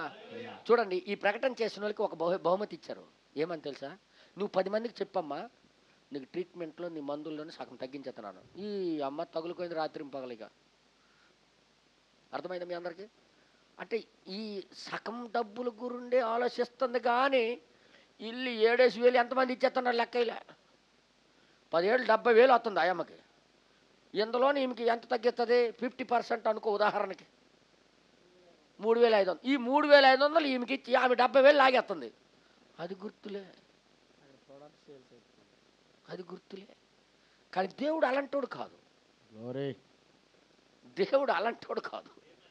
ఆయన ఏం చేస్తున్నాడంటే ఆయనలో ఉన్న జీవము 10 మందికి ఇచ్చేయాలని కోరిక, చుట్టుపక్కల ఉన్న వాళ్ళకి ఇచ్చేయాలని కోరిక, ఆయన దగ్గర ఉన్న జీవము ఉచితంగా ఇచ్చేయాలని కోరిక. ఎవడు ఇచ్చేస్తాడన్నా? వీళ్ళు 70,000 లాగేసి 3,000 ఎత్తుంటే ఈయన అలాంటోడు కాదు. వచ్చిన బాధ మొత్తం ఈ కంపెనీ అలాంటిది కాదా? ఇది వచ్చిందంతా ఇచ్చేయడానికి. ఆయనకున్న మహిమ, నాకున్నవన్నీ మీవి. ఏ డాక్టర్ అంటాడో రమ్మనండి, ఏ ప్రోడక్ట్ అంటాడో రమ్మనండి. అవన్నీ మనం ఆలోచించాం. నిజమైన ప్రోడక్ట్ని వదిలేసాం, పనికిమైన ప్రోడక్ట్లు పట్టుకొని తిరుగుతుంది ఈరోజు క్రైస్తత్వం. చూడండి ఇక్కడ ఏమంటాడో దయచేసి. అయితే మొదట వారు అది చూడగలిగినట్లయితే, అది చూడగలిగినట్లయితే అలాంటప్పుడు వారికి అది ఎంతో ఆకర్షణీయంగా ఉండునట్లుగా ఖచ్చితంగా ఆకర్షణీయంగా ఉంటుంది. అయితే దానిని మనము చేయవలసి ఉంటుంది. దానిని మనం చేయవలసి ఉన్నది. ఓ వ్యక్తి ఎడల ఆ అది ఏమి చేయునో అది ఏం చేస్తుంది? అది అట్టి రక్షణ యొక్క ఆకర్షణను మనము చూస్తున్నామని నేను నిరీక్షిస్తున్నాను. దేవుడి నామానికి భయం కలుగు. ఆయన చూపిస్తున్నాడు, బ్రహ్మం గారు నేను చూపిస్తున్నాను దాన్ని అంటాడు ఆయన. అయితే క్రీస్తు కొరకు లోకమును మనము ఆకర్షించవలసి ఉన్నది. ఏటే ఏటే ఏటే ఏటే ఏటే క్రీస్తు క్రీస్తు కొరకు లోకాన్ని మనమే ఆకర్షించాలి. ఆమేన్. ఎవరి మీద పడ్డదా బాధ్యత? మన మీదే. ఈరోజు సంఘానికి వచ్చి వెళ్ళిపోతే వచ్చేది కాదు ఇది. లోకానికి ఆకర్షించాలంటే మనమే క్రీస్తుని చూపించాలి. ఆమేన్. మనమే చూపించాలంటే మనంతట మనము, మన స్వయం, మన ఉద్దేశాలు, మన కోరికలు చచ్చిపోవాలి. అప్పుడే లోకానికి మనం ఆకర్షించుకోగలం. సువార్తకి ఒక ఆకర్షణను కలిగి ఉన్నది. హల్లెలూయా. ఆమేన్. సువార్త ఒక ఆకర్షణ కలిగి ఉన్నది. దేవునికైతే ఎవరైతే ఆకలిగొని ఉందురో, దేవుడు కొరకు ఎవరైతే ఆకలి కలిగి ఉన్నారో వారికి అది వర్తిస్తున్నది. ఖచ్చితంగా వాడికి లాక్కొని వచ్చేస్తుంది అది. ఆమేన్. ఆమేన్. చూపించవలసింది ఎవరైతే? ప్రకటన పలకలు మనమే. ఎంతమందికి అర్థమైంది బ్రదర్? ప్రజల ముందు మీ వెలుగును ఎక్కువగా ప్రకాశింపజేయండి. అప్పుడు పరలోకపు తండ్రి మహిమ పొందుతాడు. ఆమేన్. తర్వాత ఎవరైతే ఆకలి దప్పిక కలిగి ఉండేదో, ఎవరైతే ఆకలి దప్పి కలిగి ఉంటారో అలాంటి వారిని మాత్రమే అది ఆకర్షిస్తుంది. ఆకలి లేనోడికి కాదు. ఆకలి లేనోడు సర్పసంతానం. జీవించాలనుకొని కోరిక కలిగినోడికి చూపించవలసిన మార్గం మందే. అందుకొరకే ఉన్నవారమే మనము. అందుకొరకు ఉన్నవారమే మనము. బ్రహ్మం గారు బోధించిన వర్తమానం అర్థం అవట్లేదు ఈరోజు జనాలకి. ఏ గొప్పలు సంపకు గుద్దుకొని మేము వర్తమానంకి వచ్చాం. వర్తమానం బాబు చేయవలసింది ఇది, జీవించవలసింది ఇది, చూపించవలసింది ఇది. మేము వర్తమానంలో ఉన్న వర్తమానం నుండి కొట్టుకోవడం ఏంటయ్యా? వర్తమానంలో నుండి గొడవలు పడడం ఏంటయ్యా? వర్తమానంలో నుండి ఒకరి మీద ఒకరు ద్వేషించుకోవడం ఏంటయ్యా? ఎక్కడ చూస్తున్నాం క్రీస్తుని? ఎవరు చూస్తున్నారు? దేన్ని ప్రకటన చేస్తున్నారు? సాతాన్ని. బ్రహ్మం గారు అంటున్నారు సాతానుడు పిక్నిక్ చేసుకుంటాడు. ఆడు అనుకోకుండా దర్జా కూర్చున్నాడు. మావాడే నా కంపెనీ ప్రచారం చేస్తున్నాడు ఉచితంగా. మీకు తెలుసా కొన్ని కంపెనీలు ఉచితంగా ప్రకటన చేయిస్తుంటాయి. ఎలాగో తెలుసా? వాడు ఏడి చేయడు, నీకు తగిలించి నీకు ఆకర్షణ పెట్టి వదిలేస్తాడు. ఆడు దర్జా కూర్చుంటాడు, నువ్వే ప్రకటన చేసేస్తుంటావు. ఒక ఇడ్లీ షాప్ ఉంది కురపంలో. ఏమంటారంటే ఎక్కడికి వెళ్ళినా బాగోదండి ఇడ్లీ, చట్నీ బాగోలేదు, కానీ అలా ఆడి దగ్గరే ఉంది. ఆడు చెప్పాడు, డబ్బులు ఇచ్చాడు నీకు. ఆడు రుచి చూశాడు కాబట్టి అలా చెప్పగలుగుతున్నాడు. ఈరోజు మనం రుచి చూసే స్థితిలో లేదు క్రైస్తవులు. దేవునికి రుచి చూసి తెలుసుకున్నానని దావీదు అన్నాడు. టేస్ట్ చూసి తెలుసుకున్నాను నేను ఆయనకన్నాడు. రుచి చూసి నేను ఎరిగితేని యెహోవా అని అంటున్నాడు ఆయన. రుచి చూడకుండా మాట్లాడడం మంచిది కాదు. ముందు రుచి అనేది నువ్వు అనుభవించాలి. ఆటోమేటిక్గా ఆ జీవం అనేది అది వెళ్తుంది. అది తర్వాత ఇక్కడ ఏమంటాడు చూడండి. అయితే తండ్రి, నా తండ్రి వారిని ఆకర్షిస్తేనే గాని ఎవడును నా యొద్దకు రాడు. అయితే తండ్రి ఆకర్షించిన వారు చాలా మంది ఉన్నారు, బోల్డ్ మంది ఉన్నారు ఈ లోకంలో. మరియు వారు దేవుణ్ణి కనుగొనుటకు ఆకలి దప్పికతో ఉన్నారు. ప్రతి సంఘానికి వెళ్తున్నారు, చూస్తున్నారు ఎక్కడ దేవుడు ఉన్నాడా, అక్కడ దేవుడు ఉన్నాడు, ఇక్కడ దేవుడు ఉన్నాడు, కానీ అక్కడ కనబడట్లేదు. అలాంటప్పుడు చూపించవలసింది ఎవరు బాధ్యత? మరియు ఆయనను ఎక్కడ కనుగొనవలనో ఎరుగక ఉన్నారు. ఎక్కడ కనుక్కోవాలో వారికి తెలియకుండా ఉంది. ఎందుచేతనగా ప్రకటనల ఫలకముగా ఉండవలసిన వారు లోకము యొక్క విషయములతో బూజుపట్టి ఉన్నారు. లోక విషయాలతో కప్పుకొని ఉన్నారు, లోక విషయాలతో నిండిపోయి ఉన్నారు. అందుకే దేవుడిని చూడలేకపోతున్నారు ఈ లోకం. ఇప్పుడు క్రిస్మస్ పండుగ వస్తుంది, ప్రతి ఇంటి మీద ఒక స్టార్ వచ్చేది. జీవితాలు చూస్తే మాత్రం దయ్యాలు ఉంటాయి. మారు మనసు, సరైన మారు మనసు ఉండదు. సరైన డ్రెస్సులు మాత్రం కొత్త డ్రెస్సులు వేసేస్తాం. బ్రదర్, ఇలాంటివి కాదు క్రైస్తత్వం.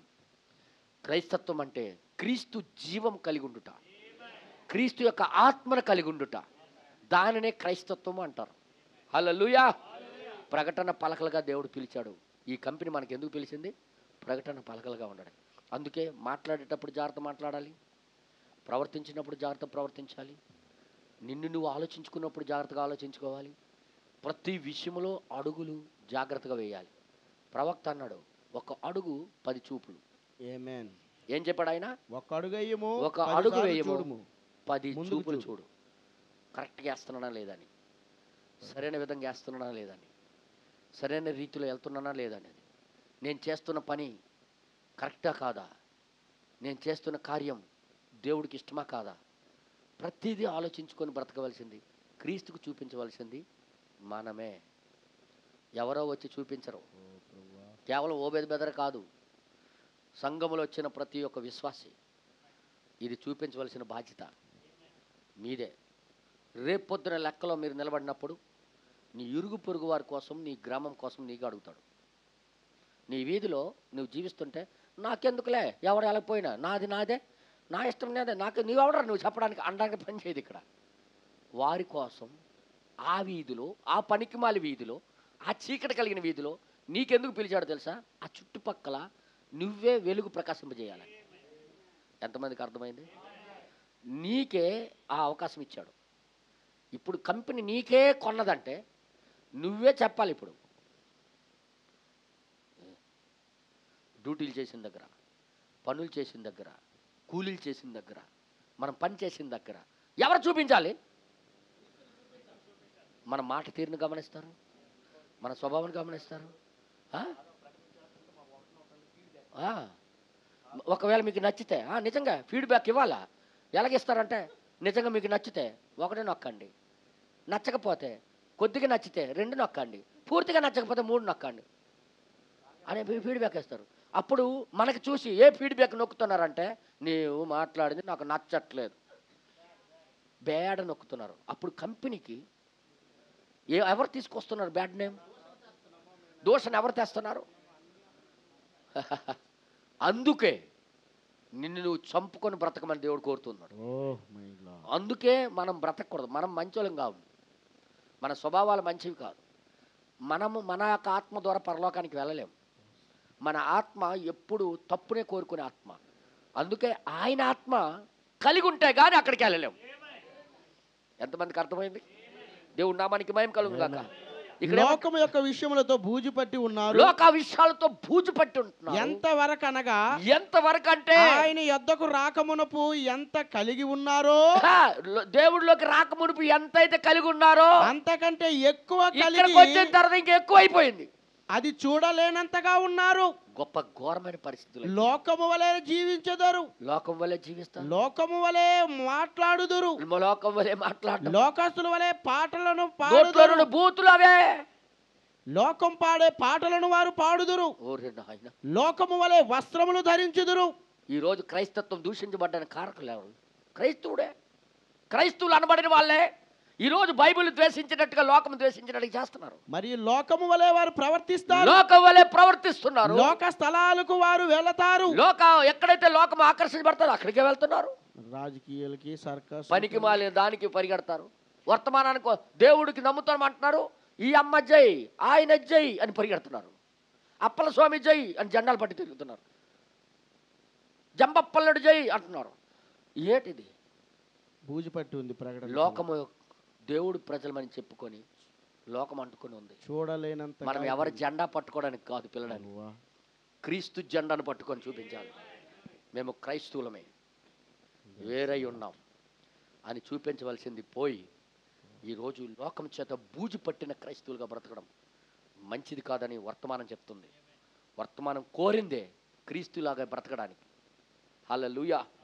తర్వాత ఇంకేమంటాడు చూడండి. లోక సంబంధమైన వినోదములకు వారు హాజరవుతారు. లోక సంబంధమైన పార్టీలకి, అరే సంఘములో కూటాలు ఉన్నాయంటారు, వారు పార్టీలకి మాత్రం వెళ్తుంటారు. ఇలాగల కాదు. కూటం పలానా దగ్గర ఉందంటే రావడానికి బోల్డ్ నెపాలు ఉంటాయి, కానీ పార్టీకి పిలిస్తే మాత్రం ప్యాచ్ వేసుకొని వెళ్ళిపోతాడు. బండికి ప్యాచ్ పడిపోయింది బ్రదర్ అందుకే రాలేదు, కారుకి ప్యాచ్ పడిపోయింది బ్రదర్ అందుకే రాలేదు, మాకు సైకిల్కి ప్యాచ్. అదే పార్టీ పిలిస్తే నువ్వు ఎవరిని ప్రకటన చేస్తున్నావు? లోకాన్ని, దేవుడిని కాదు. నీ స్వభావాన్ని బట్టి లోకాన్ని మెప్పింపజేస్తున్నావు కానీ దేవుడిని కాదు. అందుకే దేవుడు ఈ కాలంలో మనకి పిలిచి ఉన్నాడు. 42వ పేర, టైం అయిపోతుంది కాబట్టి 42వ పేర, ఆ మనుషులకు దానికంటే ఎక్కువగా కావాలను. ఆ మనుషులకు దానికంటే ఎక్కువ కావాలను. లోకంలో ఉన్న మనుషులకి ఏం కావాలి? లోకంలో ఉన్న దానికంటే ఒక విలువైంది చూడాలనుకుంటున్నారు, దానికంటే ఎక్కువ కావాలని. సర్వశక్తిమంతుడైన దేవుని శక్తి ప్రత్యక్షతను వారు చూడవలసి ఉన్నది. దేవుని యొక్క శక్తి ప్రత్యక్షం కావడం చూడాలనుకుంది. లేదా ఈయనకి నడిపించింది మానవుడు కాదు, మా స్వభావం కంటే వేరేగా నడుస్తున్నాడు, ఇది దేవుడే కానీ మరొకడు కాదని చూపించవలసిన బాధ్యత పలకలు మనమే. ఎంతమందికి అర్థమైంది బ్రదర్? నేను ఎప్పుడు దీని మీద ఒకసారి దీనికి ఇలా బోధిస్తుంటే కొంతమంది మా రాజాం సంఘంలో ఇడిపోయిన వాళ్ళకి చెప్తున్నాను నేను. వెళ్ళిపోయిన వాళ్ళు ఏమనుకున్నారంటే, ఏటన్నయ్యా అలాగే ప్రభురాత్రి భోజనం ఆపేస్తున్నాడు. నేను ఎందుకు ఆపుతానయ్యా, నేను అప్పటికే పిలిచాను, కరెక్ట్గా ఉంటే వచ్చి తీసుకురా, కరెక్ట్గా ఉంటే నడు తీసుకురా, నువ్వు అబద్ధంగా. ఇంకేమన్నారో తెలుసా, నా ముందు మాట్లాడరు, అంతా వెనకే. ఏం మాట్లాడంటే, యేసు ప్రభు శిష్యులకి ఇచ్చేలేదేంటి, అప్పుడు మారు మనసు పొందకపోయినా. అరే ఆయన యేసయ్యా, ఆయన ఆది అంతం ఎరిగిన వాడు. ఎవడు అప్పచెప్తాడో తెలుసు, ఎవడో అప్పచెప్పరో తెలుసు ఆయనకి, ఎవరు మారుతారో తెలుసు, ఎవరు మారరో తెలుసు, ముందే ఎరిగి పిలిచాడు ఆయన. నేను ఎలా గ్రహిస్తాను ఎవడు మారుతాడు ఎవడు లేదని? నేను ఎలా తెలుసు? దేవుడు కాబట్టి ఆయన ముందుగా ఎవరెవరు నిలబడతారో ఆయనకి తెలుసు. ఆయనకి ఎవడెవడ ముందే అడ్వాన్స్ ఇచ్చేసాడు ఆయనకి, వాళ్ళకి ముందుగా అది నిలబడుతుందని తెలిసే ఇచ్చేసాడు ఆయన. మనుషులు మనం ఎలా తెలుసుకోగలం? ఈ ప్రత్యక్షత లేని వాళ్ళు ఏం చేశారంటే, అలాగ మాట్లాడితే ఎలాగనియా, పుస్తకాలు పంచితే వద్దు అంటున్నాడు. నేను పుస్తకాలు నా ఉద్దేశం ఏంటి, దైవ జీవము ప్రత్యక్షం అవ్వడమే నిజమైన సేవ అన్నాను. దేవుని యొక్క జీవము ప్రత్యక్షపరచబడ్డమే నిజమైన పరిచర్య. పత్రికలు పంచడం కాదు, పుస్తకాలు పంచినంత మాత్రం కాదు, కేవలం ఆ జీవము ప్రత్యక్షపరచబడాలని దేవుడి కోరిక అని చెప్పాను. దాని గురించి పెద్ద డిస్కషన్ వెనకాల, ముందు కాదు, అంతా వెనక్కే మాట్లాడారు. కానీ ముందు కూర్చొని చూపిస్తాను కదా నేను వర్తమానం ఏమైందో చెప్తున్నాను. అందుకే నా ప్రియ సహోదరులారా, మీరు మోసపోకండి. ఈ దేవుని శక్తి ప్రత్యక్షతను వారు చూడవలసి ఉన్నది. దేవుని శక్తి ప్రత్యక్షతను వారు చూడాలి బయటోళ్ళు, లేదా వారికి నీవు దానిని ఎన్నడూ అమ్మకము చెయ్యలేవు. దానికి అమ్మకం చేయలేవు. అంటే ఈ జీవం అమ్మడం కూడా ఒక వ్యాపారం అన్నమాట. ఇప్పుడు చెప్పండి, వ్యాపారస్తుడా కాదా? నంబర్ 1 యథార్థపరమైన బిజినెస్ ఎవరిదంటే మన ప్రభు అయిన యేసుక్రీస్తుది. హల్లెలూయా. క్రీస్తు యొక్క పునరుద్ధానంలో వారు ఆయనను చూడవలసి ఉన్నది. అది నిజమైన కోరిక దేవుడిది. ఆమేన్. నెక్స్ట్ తర్వాత, ఆయనను రెండంచుల ఖడ్గమును పట్టుకొనుట అనగా ఏమిటో అక్కడ ఉన్న శత్రువుతో సరి సమానముగా ఎలాగో పోట్లాడవలనో వారికి తెలియదు. దయ్యాలు, మాంత్రగాళ్ళ సమస్త విధములైనవి అక్కడే నిలబడి బోల్డ్ ఉన్నాయి, అయినా వారికి తెలియదు అది. కానీ కేవలం వాటన్నిటికి కూడా జయించాలంటే ఈ యొక్క జీవం ప్రకటన చేస్తే చాలు. 44వ పేర 44 పేర కనుక దేవుడు కావాలని ప్రజలు ఆశించే వరకు, చూడండి దేవుడు కావాలని ప్రజలు ఆశించేంత వరకు, ప్రజలు దాహముగొను వరకు, ప్రజల్లో ఆ దాహం వచ్చినంత వరకు అని మనం ఇప్పుడు చూడగలుగుచున్నాము. అంటే అలాగా బ్రతకాలన్నమాట. అవును. ఇంకేమంటాడు చూడండి, నీతి కొరకు ఆకలి దప్పిక కలిగిన వారు ధన్యులు, వారు తృప్తి పరచబడుదురు అని యేసు చెప్పి ఉన్నాడు. అయితే ఇప్పుడు నీవు దాని కొరకు ఆకలి దప్పిక కలిగి ఉండవలసి ఉన్నది. మనము క్రీస్తు యొక్క ప్రకటన పలకము ఏమై ఉన్నాము, మరియు క్రీస్తు యొక్క ప్రకటన పలకము, మరియు మన యొక్క జమీనదారుడై ఉన్నాడు. ఆమేన్. దేవుడు నామానికి మహిమ కలుగును గాక. జామీనా, మనకి జామీదారుడు ఎవరంటే క్రీస్తే. మనకి జాయిన్ చేసుకున్నాడు ఆయనే. అవును. మనకి ఏర్పాటు చేసినాడు ఆయనే. మనకి బేలు తీసినాడు ఆయనే. వెళ్ళి ప్రకటన చేయరా అని చెప్పినాడు ఆయనే. తర్వాత ఇక్కడ ఏమంటాడు చదివినట్లయితే, ఎందుకనగా ఉత్తరవాదత్వము క్రీస్తు ద్వారానే జరుగును. అటువైపు నడిపించడానికి మనమే ఆ యొక్క ఉత్తరవాదమై ఉన్నాం. ఇప్పుడు ఒక లాయరు ఒక భయంకరమైన కేసు గెలిచాడు అనుకో, అందరూ వెళ్తారు అక్కడికి. అంతే. ఇప్పుడు ఆ కేసు నేను ఇంత ఇరిక్కిపోయి ఉన్నాను, ఈ లాయర్ నాకు బ్రతికించాడని ఆడే 10 మందికి చెప్తాడు. లాయర్ యొక్క అడ్వర్టైజ్మెంట్ ఎవడైతే బయటపడ్డాడో వాడు. అలాగే ఈరోజు మనం బయటపడినట్టుగా చూపించాలి లోకానికి. మనం బయటపడ్డామని కనబడాలి. మనము ప్రతి ఒక్క విషయం నుండి, లోక విషయాల నుండి బయటకు వచ్చేసామని చూపించాలి. దేవుడు నామానికి మహిమ కలుగును. అప్పుడు ఆటోమేటిక్గా క్రీస్తు వైపు మనుషులు ఆకర్షించబడతారు.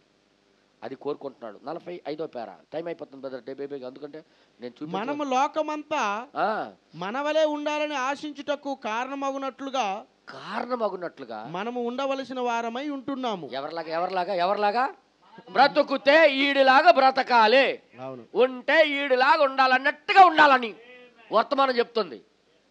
ఏ మ్యాన్. అందుకే పౌలు గారు అన్నారు, నేను క్రీస్తుని పోలి నడిచి ఉన్నాను, మీరు నన్ను పోలి నడవండి. ఆయన ఏం చెప్పక్కర్లే, ఆయనకి చూసే బోల్డ్ మంది మారిపోయారు. అర్థమైంది మీ అందరికీ? ఆయనతో జీవించిన వాళ్ళు మారిపోయారు, ఆయనకి చూసే వాళ్ళు దేవుడి వైపు తిరిగిపోయారు, ఆయనతో ఉన్న వాళ్ళందరూ దేవుడి వైపు తిరిగిపోయారు. హల్లెలూయా, హల్లెలూయా. తర్వాత ఇంకేమంటారు చూడండి ఒకసారి. ఇదిగో ఇదిగో అక్కడొకడు ఉన్నాడు, అతనితో అతని మత సంబంధమైన సిద్ధాంతంతో నేను నిరాకరిస్తాను.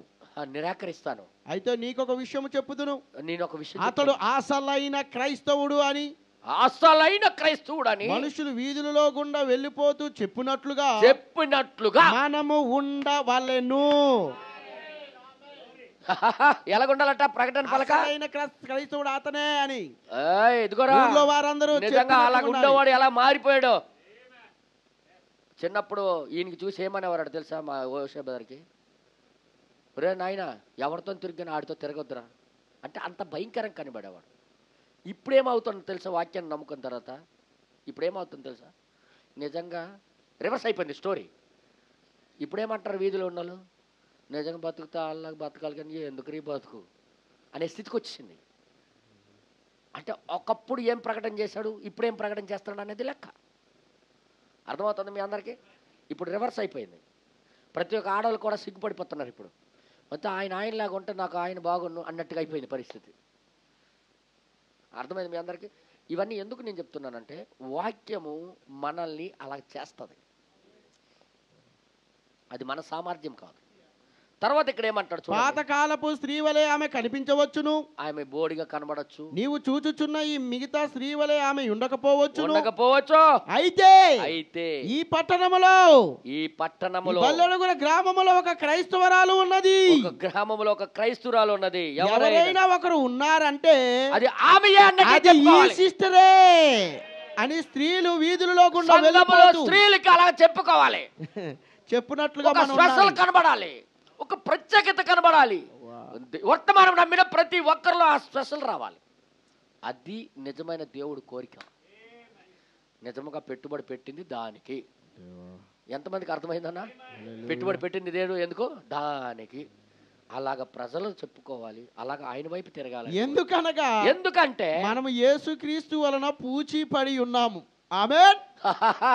యేసుక్రీస్తు వలన పూచీకర్తలు మనం. ఏమిటది? నువ్వు గ్యారంటీగా ఆయన వైపు తిరుగుతా నువ్వు నాలాగా అయిపోతావు అని చెప్పే పూచీకర్తలు మాట. అంతే మరి. దేవుడు నామానికి మహిమ కలుగును గాక. ఏదో సంఘానికి వచ్చి వెళ్ళిపోతే దేవుడు నిలబట్టే పూచీకర్త నేనే. గ్యారంటీ గ్యారంటీ గ్యారంటీ గ్యారంటీ వాళ్ళు మేమే అని పూచీకర్తలుగా ఉన్నామని చూపించవలసిన గడియ ఆసన్నమైంది. ఇంకెన్నో రోజులు లేదు, ఇప్పుడే మనం చూపించవలసిన బాధ్యత మన మీద ఉంది. హల్లెలూయా. నేను రాత్రి చదివిన వర్తమానాన్ని నేను ఆదివారం కోసం ఉంచుకున్నాను. రాత్రి నేను లేచి చదివాను ఒక ప్రత్యేకమైన వర్తమానం. నేను చదివింది ఇప్పుడు చెప్పకూడదు, అది ఆదివారం కోసం అందరి ముందు చెప్పాలనే ఉద్దేశంతో ఉంచుకున్నాను. కానీ ఈరోజు దేవుడి యొక్క పూచీకర్తలుగా మనం ఉండాలనే కోరిక. ఆయన యొక్క ప్రకటన పలకలమని మనమైతే ఆయన వలన మనము పూచి పడిన వారమైతే అలాగైనట్లయితే ఎటువంటి వ్యక్తిగా మనం ఉండేదము, ఎలాగుంటామో ఆ తరువాత క్రీస్తులో ఆయన ఒక్కరిలో మాత్రమే మనము జీవమును పొందుకునినది. హల్లెలూయా. మరియు మనము బలమును పొందుకునినది. అలాంటి పలకలుగా బైబిల్లో బ్రతికారు. బైబిల్లో బ్రతికి ఎలాంటిది? ఆ బోధ వైపు తిప్పడానికే ఏలియాని పంపించాడు. అలాగ ప్రజలకి తిప్పడానికే ఏలియాని పంపించాడు. ఏలియాని పంపించడంలో ఉద్దేశం అది. అసలు ఏలియాని పంపించడంలో దేవుడు కోరిక ఏంటంటే ఆ విధంగా క్రైస్తత్వం ఇప్పుడు మర్చిపోయింది, లోకంలో ఉన్న బురదంతా పట్టుకొని నడుస్తుంది, దాని నుండి నా ప్రజలారా బయటికి రండి అని పిలిచి ఆ ప్రజలకి ఒక ప్రకటన పలకలుగా చేసి ప్రజల ముందు పెట్టాలనే కోరిక అయింది. ఏదో ఈ వర్తమానం మంచిదని చెప్పుకోవడానికి కాదు. ఎంతోమంది ద్వేషిస్తున్నారు, ఎందుకంటే ఇందులో ఉన్నంత ఖచ్చితమైన జీవితం బయట లేదు. వాళ్ళ సంఘాల్లో అలాగ నడిపించట్లేదు కాబట్టి దీనికి తిట్టడానికి ప్రారంభిస్తున్నారు. అర్థమైంది మీ అందరికీ? ఈ వర్తమానం ద్వేషించడానికి కారణం ఏంటో తెలుసా? ఇందులో ఉన్న జీవితము వాళ్ళ దగ్గర లేదు, అలాగ నడిపించలేదు కాబట్టి నిజమైన వాడికి తిట్టాలా? యేసయ్యకి ఎందుకు తిట్టారు ఆ రోజుల్లో? వాళ్ళు అలాగ నడిపించట్లేదు కాబట్టి. మేము నడిపించని తప్పు అంటావా అని తిట్టారే కానీ ఆలోచించలేదు. కానీ ఈరోజు మనం ఆలోచించుకోవలసిన విషయం, స్టెఫెన్ ఆ రోజు ఆ క్రైస్తవ జీవితం ప్రకటన పలకగా నిలబడ్డాడు. మీ అర్థమవుతుంది మీ అందరికీ? ఆ ప్రకటన పలక ఎంత పని చేసిందంటే, ఆ పౌలు గారు దగ్గరుండి చూస్తున్నాడు.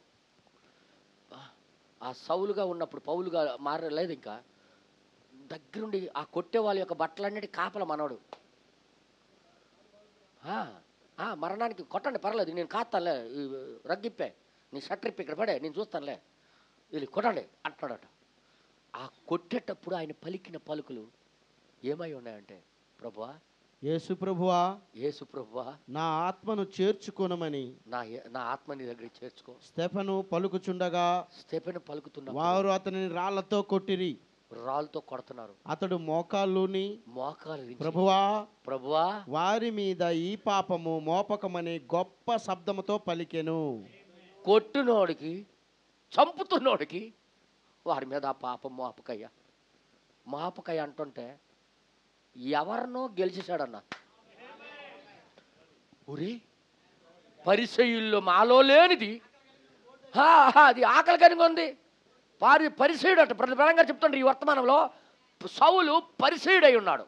ఈ పరిసయులుగా మేము ఎన్నో సంవత్సరాలు తర్పేది పొందుతున్నామే, మా దగ్గర లేనిది ఇప్పుడు స్టెఫెన్లో చూశాడు. ఇప్పుడు ఏమి కంపెనీది అనుకొని ఆ రోజు నుండి ఇత్తనం పడ్డది.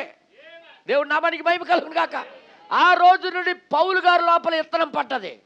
పౌలు గారు కొన్ని లక్షల ఆత్మలు అడ్వర్టైజ్మెంట్ అయిపోయాడు, ప్రకటన పలకగా అయిపోయాడు. ఈరోజు మనకెందుకు చూపించాడు బ్రహ్మం గారు? ఆయన జీవితం ద్వారా క్రీస్తుని చూపించాడు. ఇప్పుడు మనము కూడా మన చుట్టుపక్కల ఉన్న ఆత్మలకి చూపించవలసిన బాధ్యత మన మీద ఉందా లేదా? ఎంతమందికి అర్థమవుతుందన్నా? ఎంతమందికి అర్థమవుతుంది? అందుకే సంఘానికి, మీ ఊరు కోసం మీకు లెక్క అడుగుతాడు, మీ ఇరుగు పొరుగుల కోసం నీకు లెక్క అడుగుతాడు. నీ ఇరుగు పొరుగుల ముందు నువ్వు తిట్టుకుంటుంటే, కొట్టుకుంటుంటే, దెబ్బలాడుతుంటే నువ్వెవరిని ప్రకటన చేస్తున్నావు? ఎవరిని చూపిస్తున్నావు నువ్వు? దేవుణ్ణి కాదు, దయ్యాన్ని. మాలో దయ్యాలే ఉన్నా కానీ చర్చికి వెళ్ళి కూడా మేము దయ్యాలు కలిగి ఉంటాము కానీ దేవుణ్ణి కలిగలేము అని చూపిస్తున్నాం. కానీ నా ప్రియ సహోదరులారా, మనం చూపించవలసింది క్రీస్తుని. కాబట్టి మనం ఆయన వలె ఉండవలసి ఉన్నది. మనం ఏమి చేస్తున్నది, మనం ఏమి చెప్తున్నది, మనం అనుదిన జీవితంలో ఏమి చేయుచున్నది, రోజు జీవితంలో ఏమి చేస్తున్నామో బహు జాగ్రత్తగా ఉండవలసి ఉన్నది. నేను చెప్పలే, ప్రవక్త గారు మొత్తం బోధించేశారు. ఎప్పుడు ఈ జీవితం కోసమే నేను చెప్తుంటాను ఎక్కడికి వెళ్ళినా. ఇది లేకుండా మాకు మర్మాలని తెలిసిపోతే ఏం ప్రయోజనం? చెప్పండి మీరే. మర్మాలు తెలుసుకోవడం ప్రాముఖ్యం, కానీ దానికన్నా డబల్ ప్రాముఖ్యం జీవితం. మర్మాలు ఖచ్చితంగా తెలుసుకోవాలి. మర్మం తెలిస్తేనే మనిషి ఆలోచింపజేస్తుంది. నిజంగా దైవ మర్మం ఎలాగుంది, దాంట్లో నేను పాలు భాగస్తులు కాకపోతే ఎలాగనుకోండి. మర్మం కొన్నిసార్లు జీవముని ఇస్తుంది, కానీ ఈ జీవితం అనేది మర్మాల దగ్గరికి నడిపించేస్తుంది. ప్రతి మర్మానికి ఆమె అని చెప్తుంది. హల్లెలూయా, దేవుడు నామానికి మహిమ కలుగును గాక. ఎంతమందికి అర్థమవుతుంది? 50 పేరా. అతడు చూడండి, అతడు దేవుని యొక్క ప్రకటన పలకై ఉండను, అతని చంపుటకు అతనిపై రాళ్ళు రువి వేసినప్పుడు పట్టణపు బయటికి నెట్టి పట్టణం బయటికి వెళ్ళి చచ్చిపోవాలని రాళ్లతో కొట్టుచున్నప్పుడు అతడు మరణించు అతని తలను పరలోకం వైపు ఎత్తి అతనిపై రాళ్ళు వేయి వారి క్షమాపణపై అతడు అడిగాడు. క్షమాపణ అడిగాడు. నిజమైన పలక కాదా? నిజమైన పలక ఏం చేస్తారు? నీకు తిట్టిన వాళ్ళ కోసం నువ్వు వెంటనే ప్రభు ఆయనకి నాశనం చేసే, పిడికి పని చేసే, అలా పొలం పండకూడదు అంటుంటారు. అది క్రైస్తవులు కాదు. యేసు శిలువపై ఎలాగు చేసినో అలాగే స్టెఫను చేశాడు. ఆ కంపెనీ అది. ఆ కంపెనీ నుండి వచ్చినాడు ఇతడు. ఆ కంపెనీ గురిండే ఏం చేస్తున్నాడు ఈయన. హల్లెలూయా, ఆమేన్, హల్లెలూయా. తర్వాత ఇంకేం రాయబడి చూడండి. ఆయన చిన్న ప్రకటన ఫలకముగా దేవుడు చూశాడు. దేవుడు ఆయన పలకలుగా చూశాడు. ఆయనకి స్టెఫెను ఆకాశం వైపు కన్నులెత్తి చూచి ఇదిగో ఆకాశం తెరవబడుటయు యేసు దేవుని కుడిపార్శ్వమున నేను చూచుచున్నానని చెప్పాడు. చెప్పిన తర్వాత ఏమన్నాడు? దేవుని హస్తాల్లోకి అతడు పడిపోయి నిద్రించాడు. అయితే నున్న లోకమునకు అతడొక ప్రకటన పలకమై ఉండెను. ఎవరు పలకైపోయాడు? ఆయన లోకానికే. ఇప్పుడు ఆ మాట ఎప్పుడు కూడా పౌలు గారికి వదలలేక అలాగ మనము చెయ్యాలనే ఈరోజు మనకి జాయిన్ చేసుకున్నాడు ఈ వర్తమానంలో. అందుకే ఈ వర్తమానంలోకి లాగాడు. ఎంతోమంది మనకన్నా గొప్ప వాళ్ళు ఉన్నారు, ఈ వర్తమానం వాళ్ళకి అర్థం అవ్వట్లేదు, కానీ మనకి దేవుడిచ్చాడు. ఎందుకు? ఆ ప్రకటన పలకగా మనం మారాలని. సంగమా వింటున్నారా? సంగమా వింటున్నారా? వచ్చిందే దానికోసం మనకి. ఈరోజు మనం చూపించవలసింది ఎవరో కాదు, మనమే. దేవుడి నామానికి మహిమ కలుగును గాక. తర్వాత ఇక్కడ ఏమంటాడు చూడండి ఒకసారి. మంచిది మంచిది. అక్కడ ఎంతమంది ఉన్నారని నువ్వు అడుగుతావు. ఎంతమంది ఉన్నారు అక్కడ అని మీరు బహుశా 5,000 మంది అక్కడ ఉండవచ్చునని అంటావు. లోకానికే ప్రకటన పలక అయిపోయాడు ఆయన స్టెఫెను. వారిలో ఎంతమంది రక్షింపబడ్డారు? ఎంతమంది రక్షించబడారో మీరు అడగొచ్చు. అక్కడ ఒక్కడు ఉండేను. ఆయన పేరే. వెంటనే అతడు అది అంగీకరించలేదు. అతను వెంటనే అంగీకరించలేదు దాన్ని. అయితే కొన్ని సంవత్సరాల తరువాత ఈ ప్రకటన గుర్తుండిపోయింది ఆయన జీవితంలో, ముద్ర పడిపోయింది. Glory glory. ముద్ర పడిపోయింది, ఆయన వెంటాడుతుంది ఆ యొక్క జీవితం ఆయనకి. తర్వాత అది జరిగేను. ఆ జీవితం ఆయనకి పట్టేసింది. ఇక హల్లెలూయా. వెంటనే మారకపోవచ్చు, కానీ నీ జీవితంలో చూపించవలసింది అది చూపించాలి. జ్ఞాపకాలు అని వర్తమానం ఉంది, ఎంతమందికి తెలుసు? జ్ఞాపకార్థము. జ్ఞాపకార్థం అని వర్తమానం ఉందా? అందులో ఏం చెప్పాడు ప్రవక్త? నీ పిల్లలకి ముందు నువ్వు ఉంచవలసింది ఇల్లు కాదు, బిల్డింగ్ కాదు, పొలాలు కావు, ఆస్తిపాస్తులు కాదు, బ్యాంక్ బ్యాలెన్స్ కాదు. వారి ముందు నువ్వు ఉంచవలసింది నీ యొక్క అడుగు జాడలు. నీ యొక్క అడుగు జాడలు. ఆ అడుగు జాడలు పట్టుకొని నీ పిల్లలు నడుస్తారు. ఈరోజు మారకపోయినా రేపైనా మారుతారు. ఆ జీవితం అనేది వాళ్ళకి వెంటాడుతుంది. ఈరోజు మనము ఈ లోకం నుండి తీయబడచ్చు. క్రైస్తవ జీవితం కరెక్ట్గా జీవించి మనం చనిపోవచ్చు, వెళ్ళిపోవచ్చు. కానీ మనం జీవించిన జీవితము ఒక జ్ఞాపకార్థముగా ఇక్కడ విడిచిపెట్టి వెళ్ళాలి. అర్థమైంది మీ అందరికీ? ఏదులో ఎంతోమంది చచ్చిపోయి ఉంటారు, ఎవడు జ్ఞాపకం చేసుకోడు. కానీ క్రీస్తు జీవితం జీవిస్తే అది గుర్తుండిపోద్ది. ఎందుకంటే ఇదే జీవము కలిగింది, ఇది దాని పని చేయకుండా మాందది. హల్లెలూయా. అర్థమవుతుంది మీ అందరికీ? ఇప్పుడు జ్ఞాపకార్థంగా ఏముంచాలి? ఒక జీవితం. దేవుడి నామానికి మహిమ కలుగును గాక. నీ ఈదిలో ఉన్న వాళ్ళకి ఎవరు చెప్పాలి? నువ్వు చెప్తే ఎవడు మారరు. ఇప్పుడు నువ్వు జీవించి ఆ ప్రకటన పలకగా అయిపోతే వాళ్ళు పని చేసినప్పుడు కూడా ఒకవేళ తిట్టుకోవచ్చు ఇప్పుడు, కానీ ఆమెలో ఏ తప్పు లేదు కదా అని లోపల అంటుంటుంది ఒకటి. అర్థమైందా? అతనిలో ఏ తప్పు లేదు కదా అని లోపల చెప్తుంటుంది ఏదో. అదే ఒకరోజు పట్టుకుంటుంది. హల్లెలూయా. సౌలు వెంటనే మారలే. కొన్ని సంవత్సరాల తర్వాత స్టెఫెను యొక్క జీవితం ఆయనకి పట్టేసింది. ఆ తర్వాత ఎన్ని వేల లక్షల ఆత్మలు దేవుడి వైపు తిప్పాడో మీ అందరికీ తెలుసు. అర్థమైందా మీ అందరికీ? ఈరోజు మనం చేయవలసింది ఏంటి? మాటలు కావు, చేతల ద్వారా, జీవితం ద్వారా చూపించడానికి మన కంపెనీలో జాయిన్ చేసుకున్నాడు దేవుడు. ఇప్పటికైనా అర్థమైందా? కంపెనీ ఫస్ట్ ఏం చేస్తుంది? పెట్టుబడి పెడుతుంది. అందుకే యేసుప్రభు 2000 సంవత్సరాల క్రితంలో ఏం చేశాడు? ఆయన పెట్టుబడి పెట్టాడు. దేనికోసం?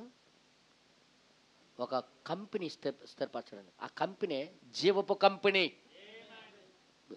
మాట్లాడరేంటి గట్టిగా? ఏ కంపెనీ పెట్టాడు దానియేలు? జీవపు కంపెనీ. ఈ కంపెనీ ఈ లోకంలో ఉన్న డూప్లికేట్ కంపెనీలు కూడా కాదు. ఇప్పుడు సారాల మీద, ఇప్పుడు సిగరెట్ల మీద ఏం రాస్తాను తెలుసా? గొప్ప రుచికరమైన సిగరెట్. సిగరెట్లో రుచి ఏంటో నాకేంటో అర్థం అవ్వదు. అంటే అది అమ్ముకోవడానికి ప్లాన్ ఇవన్నీ. అర్థమైందా? సిగరెట్ తాగుట వలన హానికరమని చిన్న అక్షరాలు ఎవడు చూడకుండా రాయడు. ఇది తాగుతూ గొప్ప రుచిగా ఉంటుందని పెద్ద అక్షరాలు రాయడు. అంటే సిగరెట్ కంపెనీ జనాలకి మోసం చేసి తాగించి చచ్చిపోయిన అవసరం లేదు. సారాలన్నీ తెగ అమ్ముతున్నారు ఇప్పుడు దారి పొడుగున. ఎక్కడ పడితే అక్కడే చేసారు. ఏ చెట్టు కూడా, ఏ పుట్ట కూడా ఖాళీ లేదు బాటిల్తో. ఎక్కడ చూసినా బాటిల్లే. చూసారా? చూడండి అమ్మా, ఇంకెక్కువైపోయింది. ప్రజలకు, అధికారులకి మన మీద కూడా ప్రేమ కట్టలేదు. సారా తాగితే బాగుపడతారని చెప్పినోడు ఎవడున్నాడా? ఎక్కడైనా ఉన్నాడా? కానీ మా అధికారులు అంటారు బాగుపడతా పర్లేదు అంటాడు. అంటే అర్థం ఏంటంటే ఆయనకి రావాల్సింది నీ ప్రాణం కాదు, నీ ఆత్మ కాదు, అవసరం లేదు. నువ్వు ఖచ్చితంగా తాగి చచ్చిపో అని చెప్తున్నాడు ఆయన. అయితే పేడ ఎరిగిడి అయిపోద్దని అంటున్నాడు. అర్థమైంది మీ అందరికీ? ఒకడు చచ్చిపోతే 5 కేజీలు మిగులుతుంది బియ్యం. ఇప్పుడు ఇది చూసారా ఇదంతా. కానీ మన దేవుడు అయితే తన సొంత జీవం ఇవ్వటానికి ఇలాంటి కంపెనీ ఎక్కడుందయ్యా? అలాంటి కంపెనీలో మనకి జాయిన్ చేసుకుంది దేనికి? మనం ప్రకటన పలకలుగా, మనమే ప్రకటన పలకలుగా చూపించవలసిన గడియ ఇప్పుడు ఆసన్నమైంది. నేను అందుకే చెప్తున్నా, వర్తమానంలో ఉన్నామని చెప్పుకోవడం కాదు, కానీ వర్తమానం ఏం కోరుతుందో అది చేయటమే ప్రాముఖ్యం. బెనం గారు చెప్పారు, అవతలొడ్డికి జనాలు ఎవరిని చూశాడంటే ఏదైతే ఈయన బోధించాడో దాన్ని ఫాలో అయిన ప్రజల్ని, ఏదైతే ఆయన బోధించాడో దాన్ని ఎవరైతే నడిచి చూపించారో వాళ్ళందరూ అవతల ఒడ్డునే ఉన్నారు. ఈరోజు కూడా అవతల ఒడ్డుకి వెళ్ళాలంటే, కాలం అనే అవతల తెరకి వెళ్ళిపోవాలంటే ఈ బోధని మనం అనుసరించాలి. ఎంతమందికి అర్థమైంది బ్రదర్? స్టెఫెన్ జీవితం వల్ల ఎంత ప్రకటన పలకైంది అందరు చెప్పన్నారా? ఈ రోజు వరకు కూడా మనం ఆయన మాట్లాడుకుంటాం, ఆయన పేరు మాట్లాడుకుంటాం. ఎప్పుడోడు ఆయన 2000 సంవత్సరం క్రితమోడు అనరు. మీ ముత్తాత ఎన్నో సంవత్సరం ఉన్నారు? ఏది 4 మాటలు చెప్పి మీ ముత్తాతయ్యా పోని 10వ తాత ఏం చేశాడు? 40వ తాత ఏం చేశాడు? కానీ ఈ రోజు వరకు భూమి మీద జ్ఞాపకార్థంగా ప్రకటన పలకల గురించి మాట్లాడుతున్నామంటే అది ఎవరి కార్యమో తెలుసా? దైవ కార్యం. ఈ కంపెనీ ఎప్పుడు నాశనం అవ్వదు. ఈ కంపెనీకి నమ్ముకున్నాడు ఎవడు కూడా పాడవలేదు. ఈ కంపెనీలో జీవించిన వాడు ఎవడు కూడా సచ్చిపడి ఉండడు, తిరిగి లేస్తారు. అటువంటి కంపెనీ ప్రొడక్ట్ వచ్చింది. దీనికోసం మాట్లాడండి అమ్మా తల్లులారా. రాత్రింపగలు మాట్లాడవలసింది దీనికోసం, రాత్రింపగలు చర్చించుకోవాల్సింది దీనికోసం. ఈ ప్రొడక్ట్ ఏంటి, పౌడర్ ఏంటి, ఈ ఎల్ఐసి ఏంటి, ఇందులో నువ్వు జాయిన్ అయిపో, అందులో జాయిన్ అయిపో, ఇందులో ఏటి భాష. నిజమైన ప్రోడక్ట్ వచ్చింది. దీనికి ప్రకటన పలకలుగా మనమే ఉండాలి. ఈసారి ఎవరైనా ఫోన్ చేస్తే ప్రోడక్ట్ తప్ప నీకేటి తెలీదా అని అడగండి. యేసు ప్రభు గురించి 2 మాటలు చెప్పు. నువ్వు అసలు ఈ కంపెనీలో ఉన్నావా లేదా అని అడగండి. కంపెనీలో ఉంటే దీని గురించి చెప్పు, ఈ కంపెనీ గురించి మాట్లాడు. హల్లెలూయా, హల్లెలూయా. చూడండి, ఏ దానికి ఎడిక్ట్ అయిపోతామో దాని గురించే మాట్లాడతాం. గుర్తెట్టుకో, నీవు దేనికైతే ఎడిక్ట్ అయిపోతావో దాని గురించే మాట్లాడతాడు. నేను విజయవాడ ఒకరోజు దావీదు బ్రదర్ చనిపోయాడు కదా, వెళ్ళాం. ఆయన మా అందరి దృష్టి రోడ్డు ఎట్టు ఉందని చూస్తే రిక్షా సాహస్యాలుగా ఉందని చూస్తుండ.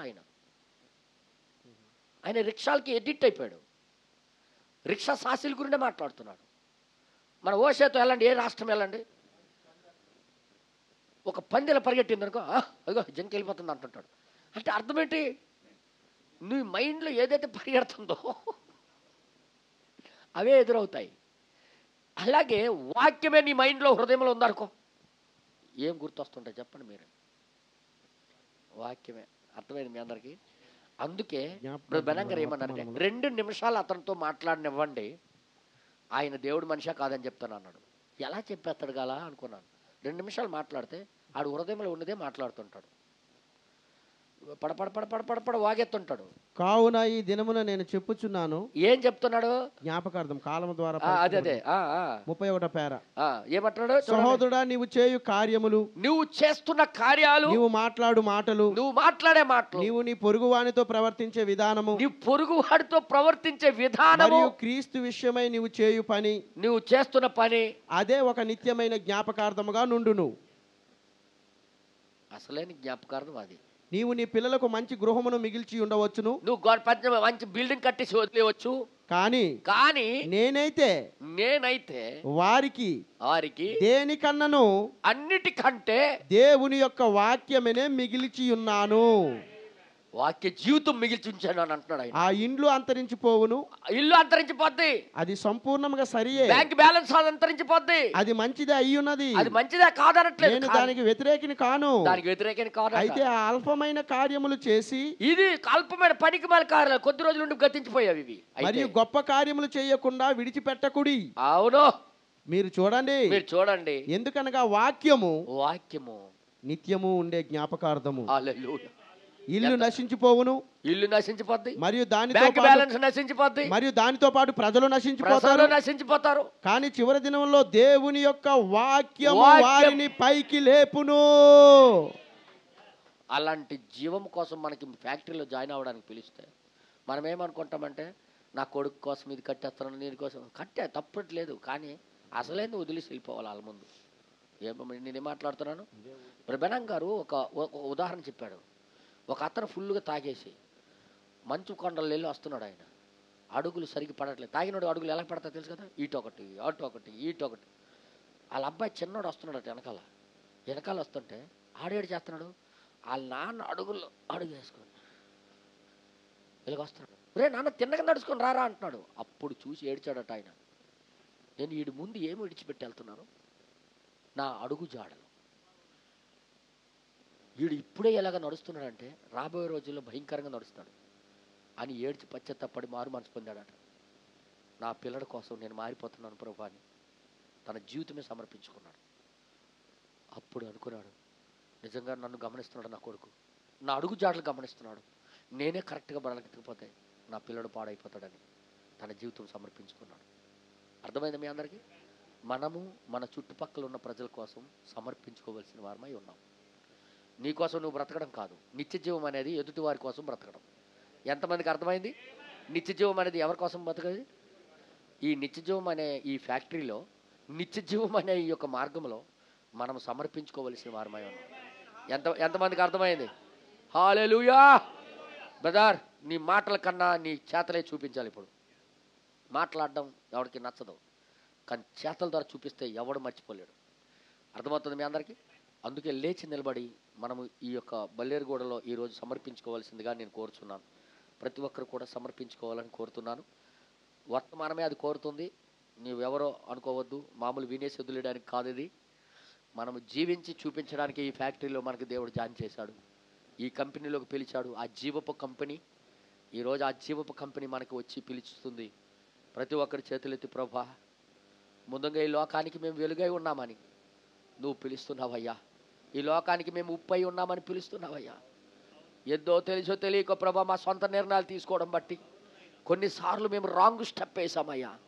కానీ నువ్వు ఉన్నావు మాకు దేవుడు, నువ్వు నాకు కాపాడావయ్యా, మాకు నువ్వు కాపాడావు తండ్రి. ఈరోజు ఆ రోజు నుండి ఈ రోజు వరకు ప్రభా నీ అడుగు జాడల్లో నడవమని మాకు పిలుస్తున్నావయ్యా.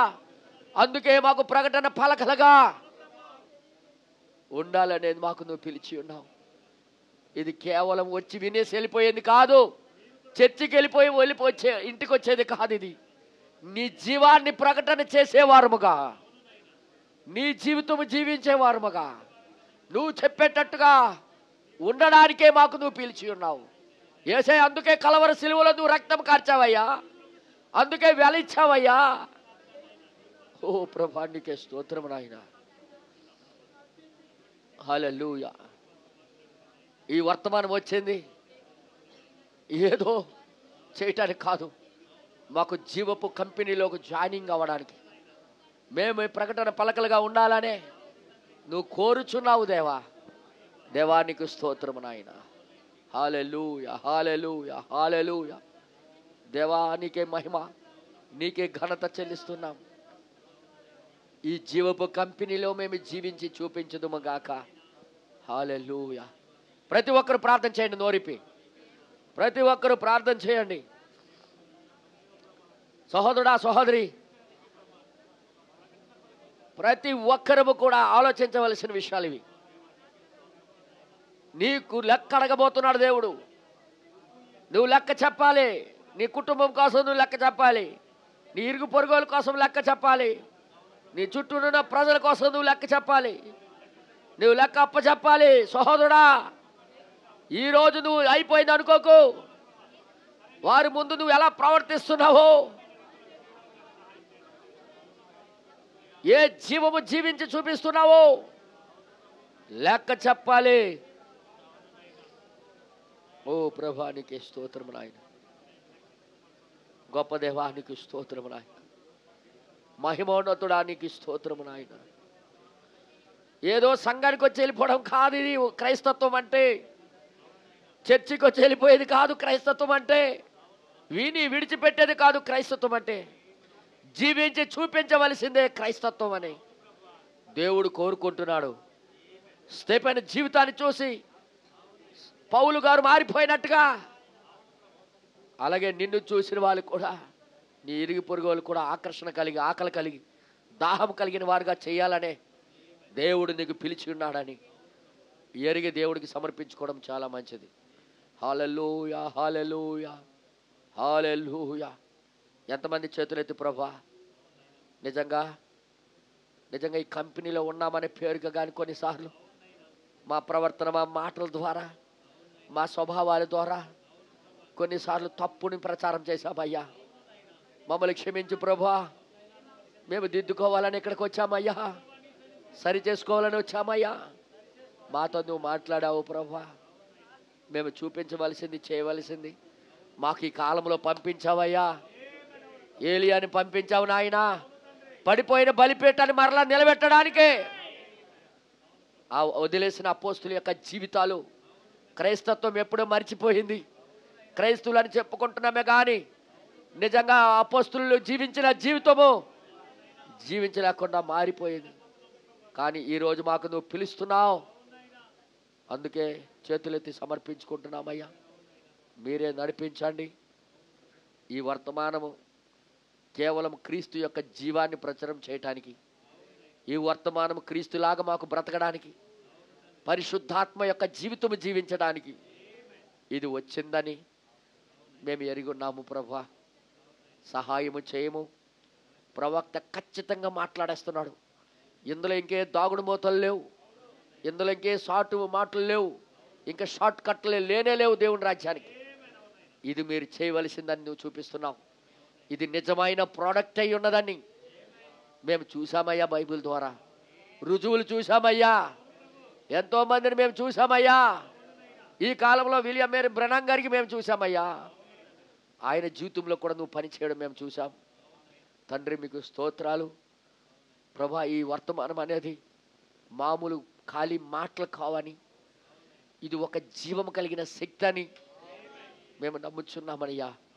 అందుకే దీనికి సమర్పించుకోవడానికి, మిమ్మల్ని ఖాళీ చేసుకోవడానికి, మాకు మేముగా ఖాళీ అవటానికి ఇష్టపడుచున్నామయ్యా. దీనితో నింపుమున్నావా, దీనితో నింపునైనా ఈ బోధతో మాకు జీవింపజేయి. ఈ బోధే శాశ్వతమైనదని, నిజమైనదని మేము ఎరిగి ఉన్నాము. అనుభవముల నుండి తప్పించేది మరొకటి లేదయ్యా ప్రభు. ఈ లోకానికి శ్రమల నుండి తప్పించేది మరొకటి లేదయ్యా. ఈ వర్తమానమై ఉన్నదని మేము నమ్ముచున్నాము ప్రభు. ఎవరెవరైతే దాన్ని అంగీకరించి ఉన్నారో ఈ రోజు నుండి దీన్ని ఆలోచించి దాని ప్రకారంగా అడుగులు వేయడానికి ఎంతమంది అయితే ఇష్టపడుచున్నారో వారందరికి కూడా మీ చేతుల్లో సమర్పిస్తూ చిన్న ప్రార్థన యేసుక్రీస్తు నామములో అడిగి వేడుకొనిచున్నాము తండ్రి. ఆమెన్. పరలోకమందున్న మా తండ్రి, మీ నామం పరిశుద్ధపరచబడును గాక, మీ రాజ్యం వచ్చును గాక, మీ చిత్తం పరలోకములో నెరవేరినట్లు భూమి అందును నెరవేరును గాక. మా అనుదిన ఆహారం మాకు మీరు దయచేయండి. మా రుణస్తులు మేము క్షమించిన ప్రకారం మమ్మల్ని మీరు క్షమించండి. ఎందుకంటే శోధన లేక దుష్టుల్లోకి తప్పించండి. అనగా రాజ్యము, అధికారము, శక్తి, మహిమ నువ్వై ఉన్నావు తండ్రి. ఆమేన్. ప్రభువైన యేసుక్రీస్తు యొక్క కృప ఎవరెవరైతే ఆ కంపెనీలో జాయిన్ అయ్యి ఆ కంపెనీ కోసమే బ్రతకాలని, క్రీస్తు యొక్క కంపెనీ జీవపు కంపెనీలో బ్రతకాలనుకుంటున్నారు వారందరికీ కూడా కృప సహాయం చేయను గాక. Amen. God bless you all. దేవుడు మీ అందరికీ దీవించును గాక. మరి ప్రార్థన చేయండి. ప్రతి ఒక్కరు కూడా ఆలోచించండి. ప్రతి ఒక్క పని చేసేటప్పుడు ప్రతి అడుగును పరిశీలించుకోండి. God bless you.